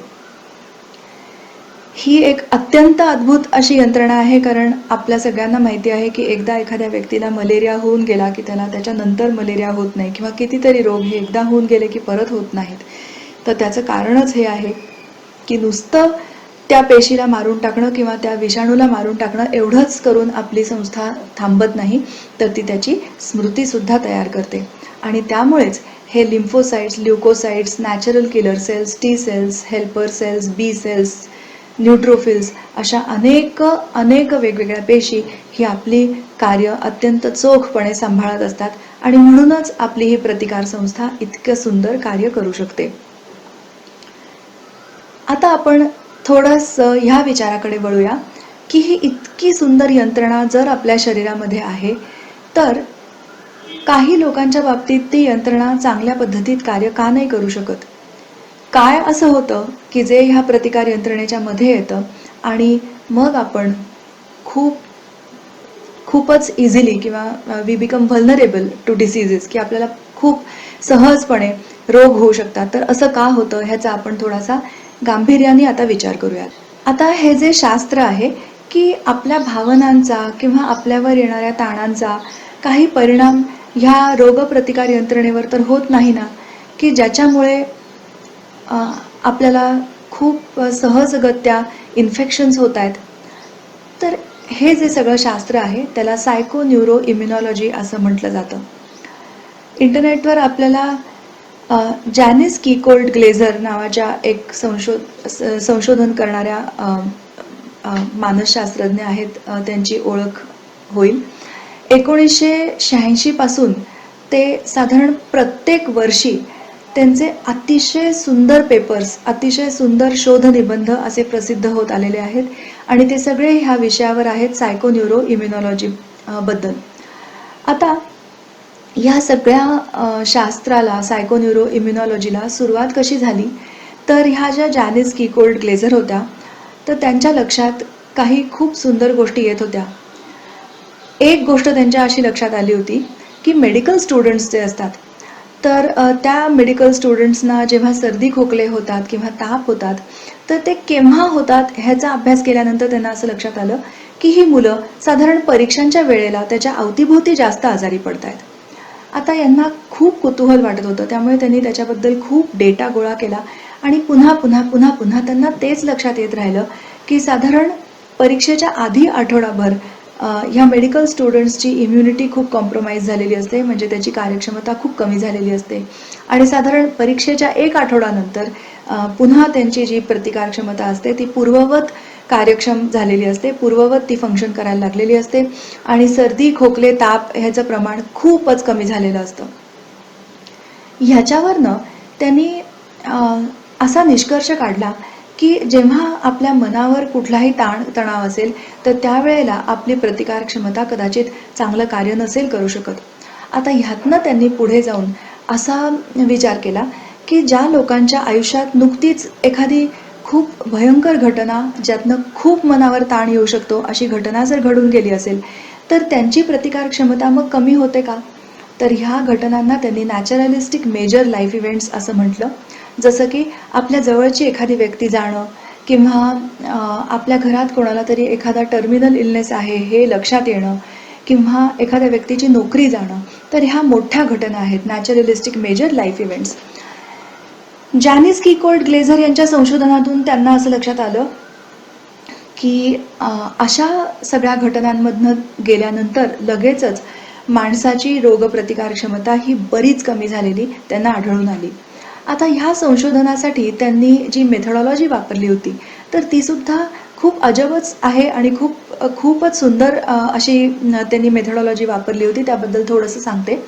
तर त्यांनी काय केलं होतं तर मायटोजेन्स म्हणजे विषाणूसारखंच एक रासायनिक द्रव्य, पण ज्याचा खरं तर शरीराला ताण येत नाही किंवा शरीराला कुठल्याही प्रकारचा त्रास त्यांनी होत नाही, पण शरीराला वाटताना असं वाटतं की हा विषाणू आहे. तर अशा प्रकारचे मायटोजेन्स त्यांनी लोकांच्या शरीरामध्ये इंजेक्ट केले होते आणि जसं लहान मुलाला एखादी लस दिली की तिथे लगेचच तो भाग लाल होतो किंवा सुजतो किंवा दुखायला लागतो किंवा काही वेळेला इवन तापसुद्धा येतो. तर ही लक्षणं अशी आहेत की ह्याचा अर्थ की ते विषाणू आलेले शरीराला कळलेले आहेत आणि कळल्याबरोबर तिथे हे मॅक्रोफेजेस, मगाशी आपण बघितलं तसं helper cells, T cells, B cells सगळे धावून तिकडे आलेले आहेत मदतीला, असा त्याचा अर्थ होतो. तर ही यंत्रणा जर का कार्यरत असेल तर तिथे भराभर तुमचं रक्त म्हणजे तिथे लाल होणार आहे, तिथे सुजणार आहे किंवा काही रिॲक्शन्स आपल्याला दिसणार आहेत. आता त्यांना असं लक्षात आलं की ज्या लोकांना त्यांच्या आयुष्यात काही तणावपूर्ण घटना नुकतीच घडून गेलेली आहे, मग अशी जसं मी म्हटलं तसं मृत्यू झालेला आहे कोणाचा तरी किंवा एखाद्या कुटुंबातल्या एखाद्या व्यक्तीला काहीतरी आजार, टर्मिनल इलनेस डिटेक्ट झालेला आहे, तर अशा लोकांच्या शरीरामध्ये तो रिस्पॉन्सच त्यांना मुळात कमी आढळला. ह्याचा अर्थ की ते मायटोजेन इंजेक्ट केल्यानंतर ज्या ताकदीने त्या शरीराला, त्या यंत्रणेला कळायला हवं होतं की इथे काहीतरी विषाणूसारखं आलेलं आहे, तर तितक्या ताकदीने ते कळलं नाही आणि तो इम्युन रिस्पॉन्स तितक्या ताकदीने त्यांच्या शरीराने दिला नाही. हे लक्षात आल्यानंतर जॅनिस कीकोल्ड ग्लेझर यांनी पुढे जाऊन काही अशी संशोधनं केली की जिथे केवळ नॅचरलिस्टिक मेजर लाईफ इव्हेंट्स म्हणजे मोठ्या घटनाच केवळ नाही, तर अगदी लहान लहान घटना की ज्यांचा सुद्धा मनावर ताण येऊ शकतो, अशा घटनांचा अभ्यास केल्यानंतर सुद्धा त्यांना तेच लक्षात आलं की थोडी तात्कालिक का होईना पण आपली रोगप्रतिकार क्षमता ही त्या मायनर लाईफ इव्हेंट्समुळे सुद्धा कमी होती आहे. उदाहरणार्थ, आपण खाली गेलो आणि आपल्याला आता घाईघाईने ऑफिसला पोचायचं आहे आणि आपल्याला तेव्हा लक्षात आलं की आपल्या गाडीमध्ये पेट्रोल नाही आहे, तर मनावर एक प्रकारचा ताण येतो. तर अशा अवस्थेमध्ये पकडले गेलेले, अडचणीत अडकलेले असे लोक किंवा ट्रॅफिक जॅममध्ये अडकलेले लोक, अशा लोकांपर्यंत ह्या पोचल्या होत्या आणि तिथे त्यांनी ते मायटोजेन्सी इंड्यूस करून लोकांच्या ब्लड सॅम्पल्समधनं त्यांना असं लक्षात आलं होतं की हा इम्युन रिस्पॉन्स हा नॉर्मल नाही आहे किंवा ही प्रतिकार क्षमता ही एरवी जशी कार्यरत असते तशी ह्या लोकांमध्ये कार्यरत नाही आहे. याही पुढे जाऊन त्यांनी काही लॅबॉरेटरी इंड्यूस्ड स्ट्रेसर्स म्हणजे लॅबॉरेटरीमध्ये लोकांना बोलवून घेऊन त्यांना काही तणाव आर्टिफिशियली निर्माण केले आणि त्याही वेळेला त्यांना तात्कालिक अगदी लहान लहान बदल हे इम्युन सिस्टीममध्ये दिसून आले आणि त्यांना असं लक्षात आलं की ज्या वेळेला माणसाच्या मनावर ताण येतो त्यावेळेला ही इम्युन सिस्टीम उत्तम कार्य करू शकत नाही. आणि मला असं वाटतं की हे फार महत्त्वाचे असे फाइंडिंग्ज आहेत. तर आता आपण असं बघूयात की हे असं का होतं की मनावर ताण आला की आपल्या इम्युन सिस्टीमचं कार्य का बरं बिघडतं. तर ह्यासाठी आपल्याला समजून घ्यायला लागणार आहे की आपल्या मज्जासंस्थेमध्ये हे जे 2 घटक आहेत की सिम्पथेटिक आणि पॅरासिम्पथेटिक अराउजल्स, तर ह्याचा थोडासा आपल्याला अभ्यास करावा लागेल. तर ज्या वेळेला माणसाला एखाद्या संकटाची चाहूल लागते तर त्यावेळेला अचानक त्या संकटाशी एकतर त्याला सामना करायचा आहे किंवा त्या संकटापासून दूर पळून जायचं आहे, म्हणजे ज्याला आपण फाईट ऑर फ्लाईट रिस्पॉन्स म्हणतो. तर तशा प्रकारचा रिस्पॉन्स त्याला त्या संकटाला द्यायचा आहे आणि तो देण्यासाठी शरीराला सज्ज करण्यासाठी जी यंत्रणा कार्यान्वित होते त्याला आपण सिम्पथेटिक अराउजल किंवा सिम्पथेटिक ॲक्टिवेशन असं म्हणतो. आता ह्या डायग्रॅममध्ये आपण जर बघत असाल तर आपल्याला काही गोष्टी ह्या प्रकर्षाने लक्षात येतील. उदाहरणार्थ, ज्या वेळेला आपल्या शरीरामध्ये सिम्पथेटिक अराउजल होते जे उजवीकडे दाखवलेलं आहे, तर तिथे आपल्याला असं दिसतंय की प्युपिल डायलेट म्हणजे डोळ्याची जी बाहुली आहे तर ती मोठी होणं, म्हणजे जेणेकरून जास्तीत जास्त प्रकाश आत जावा, आपल्याला जास्तीत जास्त ते संकट काय आहे ते समजावं. त्यानंतर अर्थातच हृदयाची म्हणजे हृदयाचा जो बीटिंगचा रेट आहे, हृदयाची जी गती आहे तर ती निश्चितच वाढलेली असणार आहे त्यावेळेला, कारण आपल्याला एकतर धावायचं आहे किंवा संकटाचा सामना करायचा आहे. त्याच्यानंतर स्वेट ग्लँड्स ॲक्टिवेट होणं, लिव्हर ॲक्टिवेट होणं.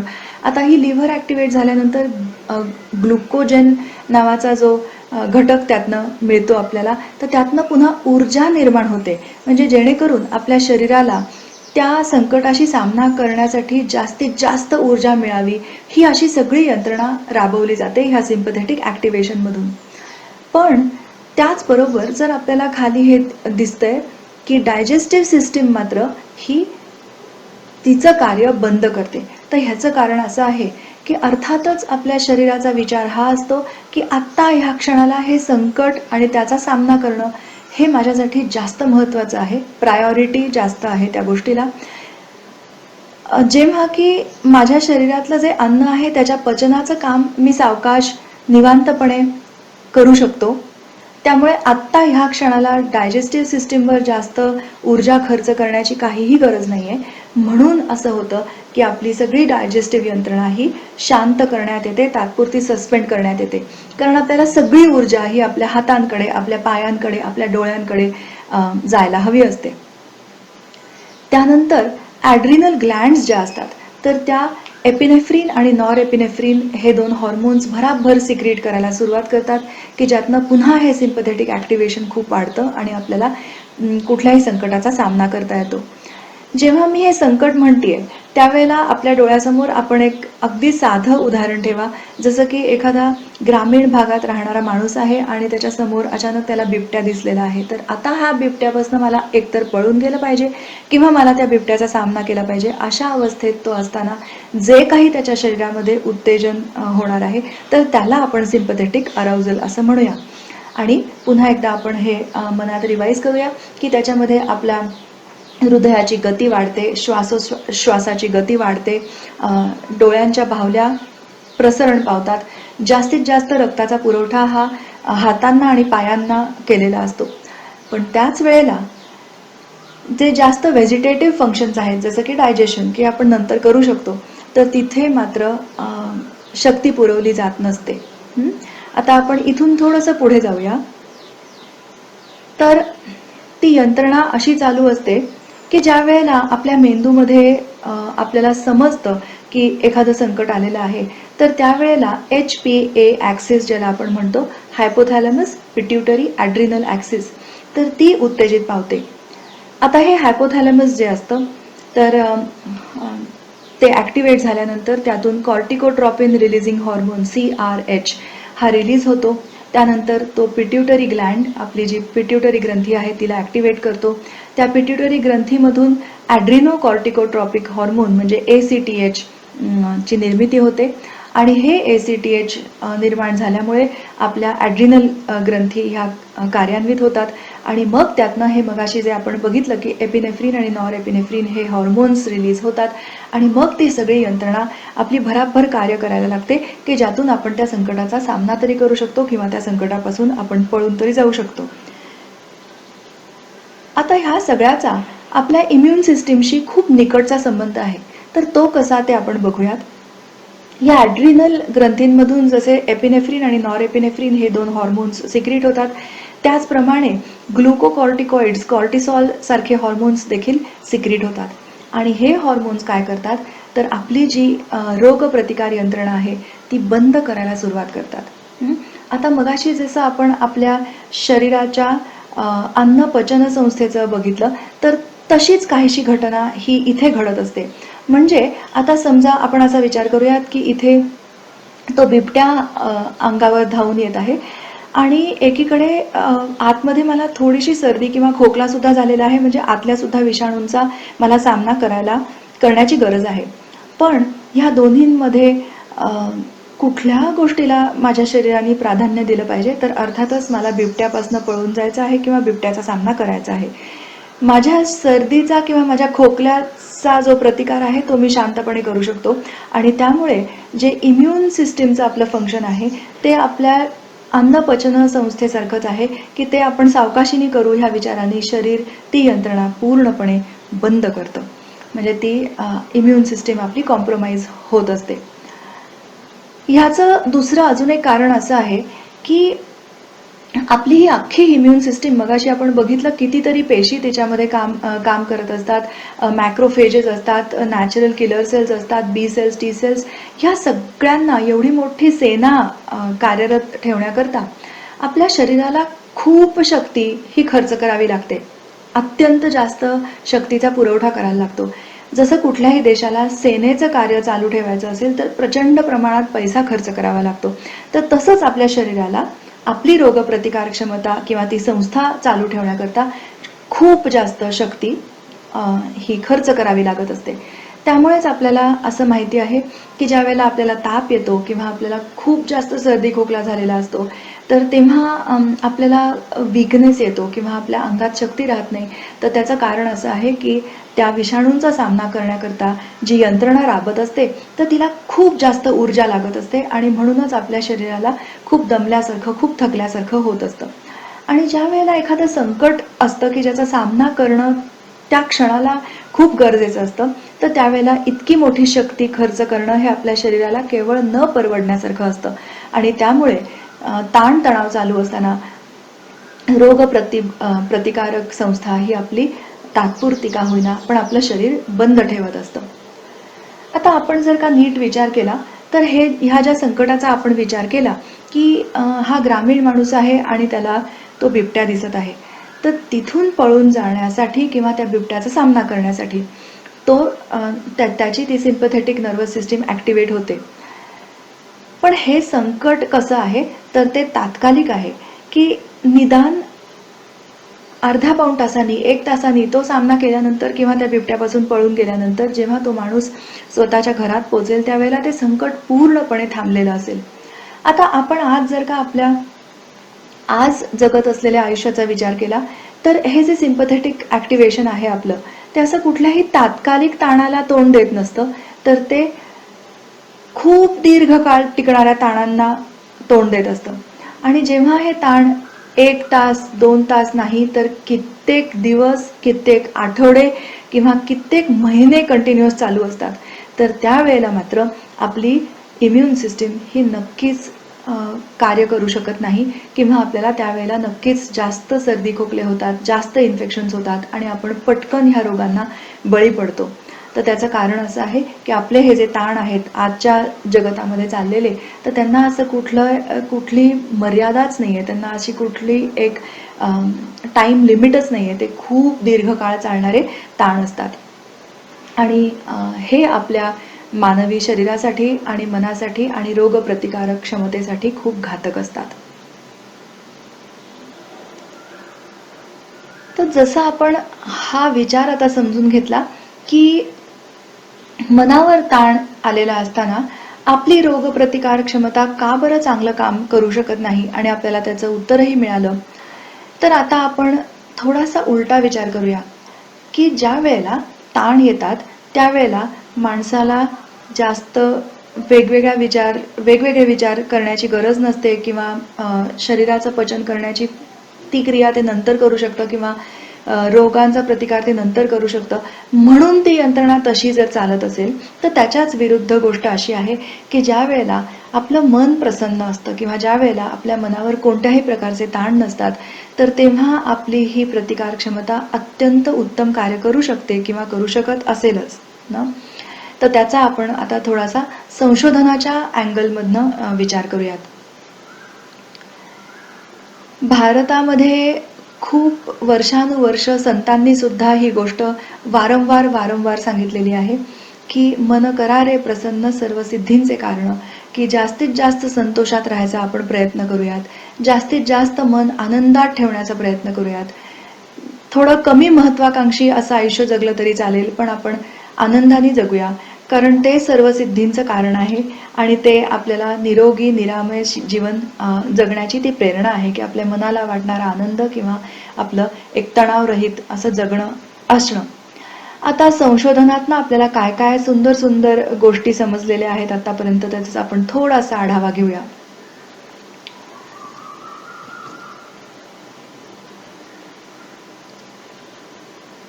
पहिलं जे संशोधन मला सांगायला आवडेल तर ते मूड बद्दल आहे की आपला मूड कसा असतो तर त्याच्यावर आपली रोगप्रतिकार क्षमता अवलंबून आहे, असं जे प्रतिपादित केलेलं आहे ते मी थोडंसं सांगू इच्छिते.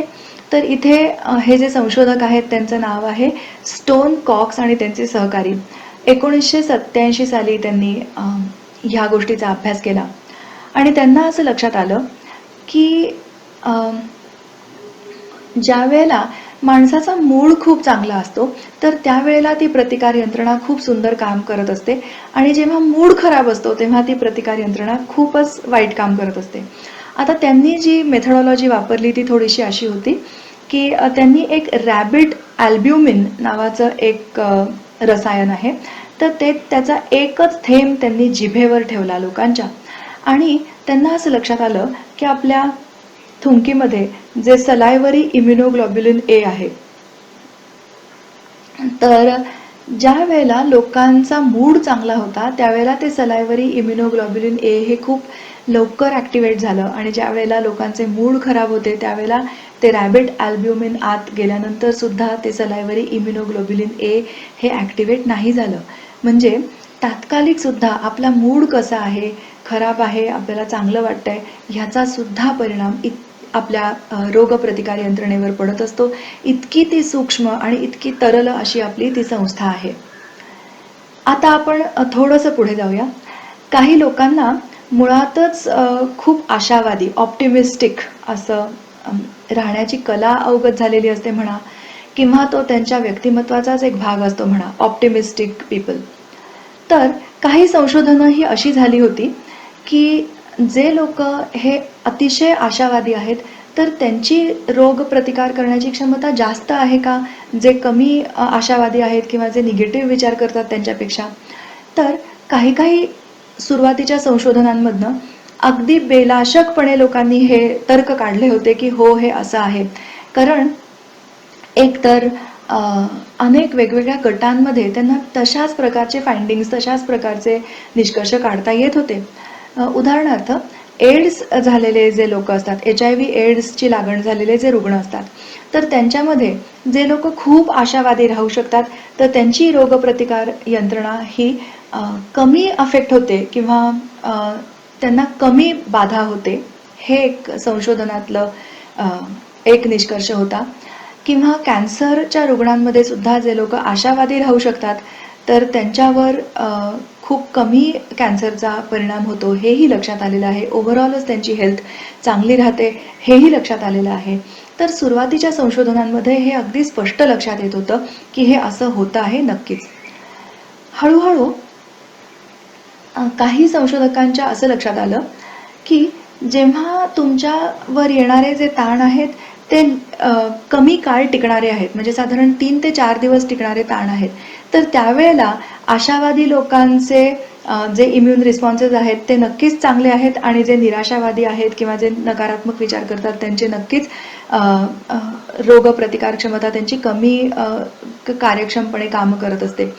पण त्याच्याच विरुद्ध जेव्हा हे ताण आठवड्याभरापेक्षा जास्त ड्युरेशनचे असतात, तितकं जास्त काळ ते घेतात, तर त्यावेळेला मात्र त्याच्या उलट पिक्चर त्यांच्या डोळ्यासमोर आलं. म्हणजेच जे आशावादी लोक असतात तर त्यांना त्यांची रोगप्रतिकार क्षमता थोडी कमी काम करत असते आणि दीर्घ ताणामध्ये जे निराशावादी लोक असतात त्यांच्या प्रतिकार क्षमतेवर फारसा परिणाम झालेला दिसत नाही, फारसा निगेटिव्ह परिणाम झालेला दिसत नाही. आता सुरुवातीला ह्याचं कारण संशोधकांना असं वाटत होतं, they called it the disappointment hypothesis, अपेक्षाभंगामुळे हे होतंय का काय असं त्यांना वाटत होतं. म्हणजेच काय, तर आशावादी माणूस हा सुरुवातीला खूप आशावादी राहतो, पण आठवड्याभरापेक्षाही पुढे ते संकट जेव्हा जातं तर त्यावेळेला आपण जे आशावादी विचार केले त्याप्रमाणे गोष्टी घडत नाहीयेत हे लक्षात आल्यानंतर त्यांचा अपेक्षाभंग होतो का काय आणि म्हणून त्यांची रोगप्रतिकार क्षमता ही कमी होते का काय, अशा प्रकारची ती हायपोथेसिस होती. आणि आता सेगरस्ट्रॉम यांना असं लक्षात आलं, सुझन स्टेगरस्ट्रॉम यांना असं लक्षात आलं की ते तसं नसून त्याचं कारण असं आहे की जे लोक आशावादी असतात ते 7 दिवसानंतरही जर का संकट पुढे चालू राहिलं तर ते खूप जास्त प्रमाणात त्याचा सामना करायला सुरुवात करतात. ते अपेक्षाभंग नाही करून घेत, तर ते उलट जास्त ताकदीने त्या संकटाचा सामना करायला जातात. ह्याच विरुद्ध जे निराशावादी लोक असतात ते हा विचार करतात की नाही, मला ह्यातनं काहीच करता येणार नाहीये, त्यामुळे ते त्या गोष्टीचा एकतर विचारच करत नाहीत किंवा हेल्पलेसनेस की मी काही करू शकणार नाही अशा प्रकारे विचार करून ते स्वस्थ राहतात आणि म्हणून त्यांच्या इम्युन सिस्टीमवर तेव्हा परिणाम झालेला दिसत नाही. आणि मग त्यांचा निष्कर्ष शेवटी असा निघाला की जे ऑप्टिमिस्टिक लोक असतात, जे आशावादी लोक असतात ते दीर्घकाळ म्हणजे इन द लॉंग रन त्यांची कार्यक्षमता, त्यांच्या प्रतिकार क्षमतेची कार्यक्षमता ही अतिशय उत्तमच राहते, निश्चितपणे राहते. ह्यानंतर बरीच संशोधनं ही प्रेमाबद्दल केलेली आहेत आणि ते सुद्धा मला आवर्जून आपल्याला सांगायला आवडेल.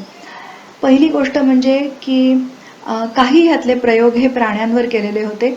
तर उंदरांवर जे प्रयोग केले होते तर त्याच्यामध्ये त्यांना असं लक्षात आलं की ज्या वेळेला त्या संशोधकांनी खूप प्रेमाने त्या उंदरांच्या पाठीवरनं हात फिरवायला सुरुवात केली तेव्हा काही दिवसातच त्या उंदरांच्या शरीरातली प्रतिकार क्षमता खूप चांगल्या पद्धतीत रिस्पॉन्ड करत होती, खूप उत्तम त्याचा प्रतिसाद त्यांना मिळत होता असं त्यांच्या लक्षात आलं.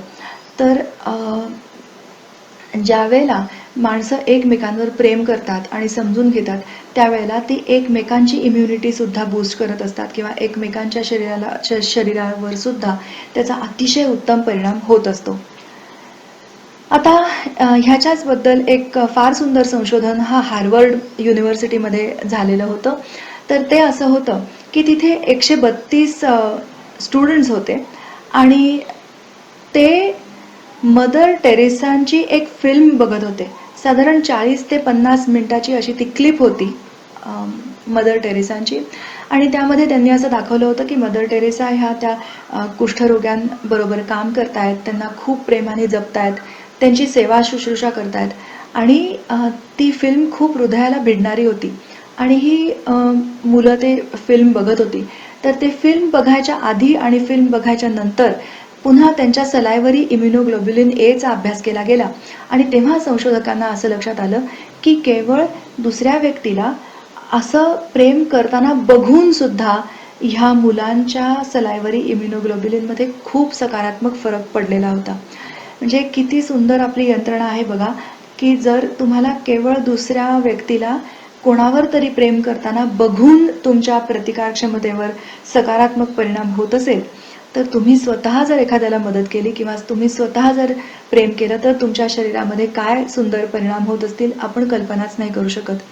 इनफॅक्ट त्याला हेल्पर्स हाय असं एक नाव दिलेलं आहे की ज्या वेळेला आपण एखाद्याला मदत करतो तर त्यावेळेला आपल्याच शरीरामध्ये एक प्रकारची ऊर्जा निर्माण होते, एक प्रकारची सकारात्मक शक्ती निर्माण होते आणि अर्थातच आपली रोगप्रतिकारक्षमता त्यामुळे खूपच वाढते. मला असं वाटतं की आता हे वेगळं सांगण्याची गरज नाही की मदर टेरेसांनी कितीतरी वर्ष ह्या कुष्ठरोग झालेल्या रुग्णांबरोबर इतक्या जवळून काम केलं. कितीतरी लोकांना रस्त्यावर पडलेले असताना तिथून त्यांनी उचलून आणलं आणि त्यांची सेवा शुश्रूषा केली. आणि त्या सगळ्या ह्याच्यामध्ये सुद्धा त्यांना स्वतःला कधीही त्या रोगाची लागण झाली नाही. तर हा मला असं वाटतं की त्यातला सगळ्यात महत्त्वाचा भाग आहे आणि हा वेगळा सांगण्याची आता गरज नाही. कारण त्यांची स्वतःची इम्युनिटी कशी कार्य करत असेल हे आता आपल्याला लक्षात आलंच असेल. माझ्या ह्या आजच्या सत्रामधला शेवटचा भाग हा कृतज्ञतेबद्दल आहे. तर ग्रॅटिट्यूड ह्या विषयावर एमन्स अँड मॅककलो या संशोधकांनी खूपच सुंदर काम केलेलं आहे. आणि त्यांनी असे काही प्रयोग केले होते की युनिव्हर्सिटी स्टुडंट्सना त्यांनी हे सांगितलं होतं की आपल्या डायरीमध्ये रोज रात्री हे प्रश्न स्वतःला विचारून त्याची उत्तरं लिहून काढा की आज दिवसभरात कोणी मला मदत केली की ज्यांना मला खूप मनापासून थँक्यू म्हणावंसं वाटतं, किंवा काय असे घटक आहेत माझ्या अवतीभोवती माझ्या जगण्यामध्ये की ज्याच्याबद्दल मला मनापासून कृतज्ञता वाटते. आणि केवळ 2 ते 3 असे घटक रोज रात्री आपण आपल्या डायरीमध्ये लिहून काढा. आश्चर्याची गोष्ट अशी आहे की त्यांच्या असं लक्षात आलं की महिनाभर जेव्हा मुलं हे काम करत होती की रात्री डायरीमध्ये फक्त लिहून ठेवायचं, तर त्या मुलांना पुढच्या 6 महिन्यामध्ये डॉक्टरकडे जायची वेळच मुळात खूप कमी आली. आणि हे मला वाटतं की खूपच खूप महत्त्वाचे सुंदर सुंदर निष्कर्ष आहेत की ज्या वेळेला आपण कृतज्ञतेचा मनापासनं अभ्यास करतो. आणि कधी कधी असं होत असतं की आपण हे कोरोना व्हायरस हे सगळी संकटं आपण ऐकतोय की सगळीकडे खूप ह्या कोरोना व्हायरसची साथ पसरती आहे, कितीतरी लोक मृत्युमुखी पडत आहेत, कितीतरी वाईट गोष्टी घडत आहेत. नुसतं तेवढंच नाही तर सगळ्या आर्थिक यंत्रणेवर अतोनात ताण आलेला आहे, बेरोजगारी वाढणार आहे. तर ह्या सगळ्या नकारात्मक विचारांचा आणि भावनांचा आपल्या मनावर खूप जास्त परिणाम होतोय.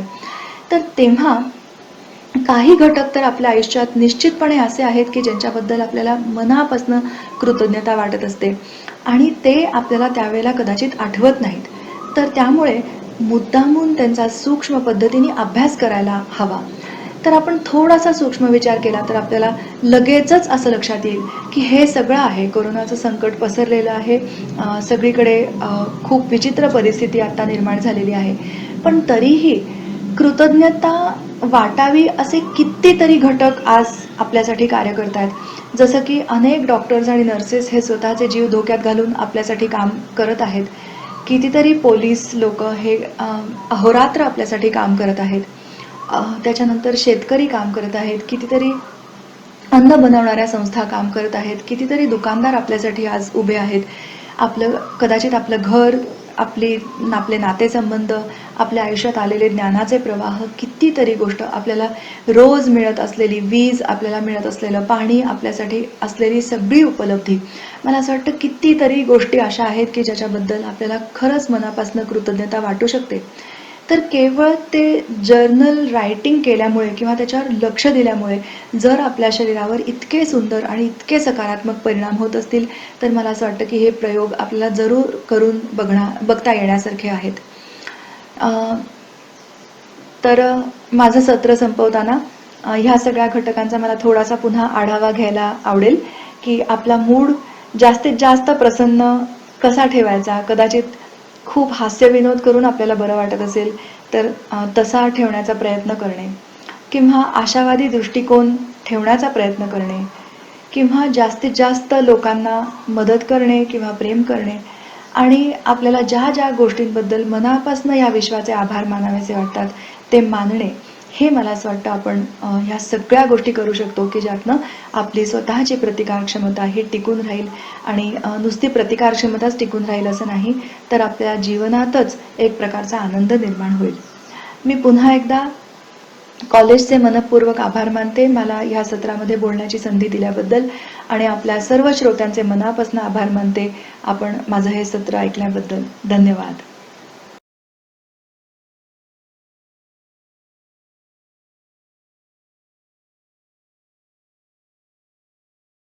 Good afternoon to all of you. I am C.Y. Patil. I am here to propose a vote of thanks. First of all, big thanks to Honorable Dadasaheb Amit Rajendra Patil, President Yashwantrao Chauhan Shikshan Prasarak Mandal, who always support us in every enterprises. I express my sincere thanks to Honorable Principal Dr. A.R. Patil, who always stand for us every time. I express my heartfelt thanks to respected Dr. Avdesh Sharma, who is Consultant Psychiatrist at New Delhi, who delivered a very informative talk on building emotional resilience. Again, I am grateful to Dr. Shobhana Abhyankar, former Vice Principal and Head Department of Psychology, Ferguson College, Pune, who accepted our invitation and guided participants on staying positive. Dr. Shobhana Abhyankar guided us for organizing this webinar also. Thank you, ma'am. I, on behalf of Department of Psychology, DDSP College, Erindol, put on record words of gratitude to Dr. Vivek Belekar, who responded our invitation and chaired a session as a resource person guided on facing post-corona situation in jobs, business and career. Dr. Vivek Belekar is Associate Professor, Department of Applied Psychology, Mumbai, University, Mumbai. Again, I am grateful to Dr. Megha Deuskar, Assistant Professor, Department of Psychology, Ferguson College, Pune, who guided us on boost our immune power with positivity. Again, I here express my gratitude to Dr. Arvind Badguzar, IQAC Coordinator, and thanks to Mr. Narendra Bhausar, HOD of Computer Science Department, DDSP College, Erindol. Thanks to all participants who from Maharashtra and other states. Thanks for your spontaneous participation. Thanks a lot to Dr. C.G. Deshpande sir for sending his greeting for this webinar. Thanks a lot all teaching staff and technical support for this webinar. Thanks from Department of Psychology, DDSP College, Erindol, District Jalgaon, Maharashtra. Once again, thanks to all and have a great day ahead. Thank you.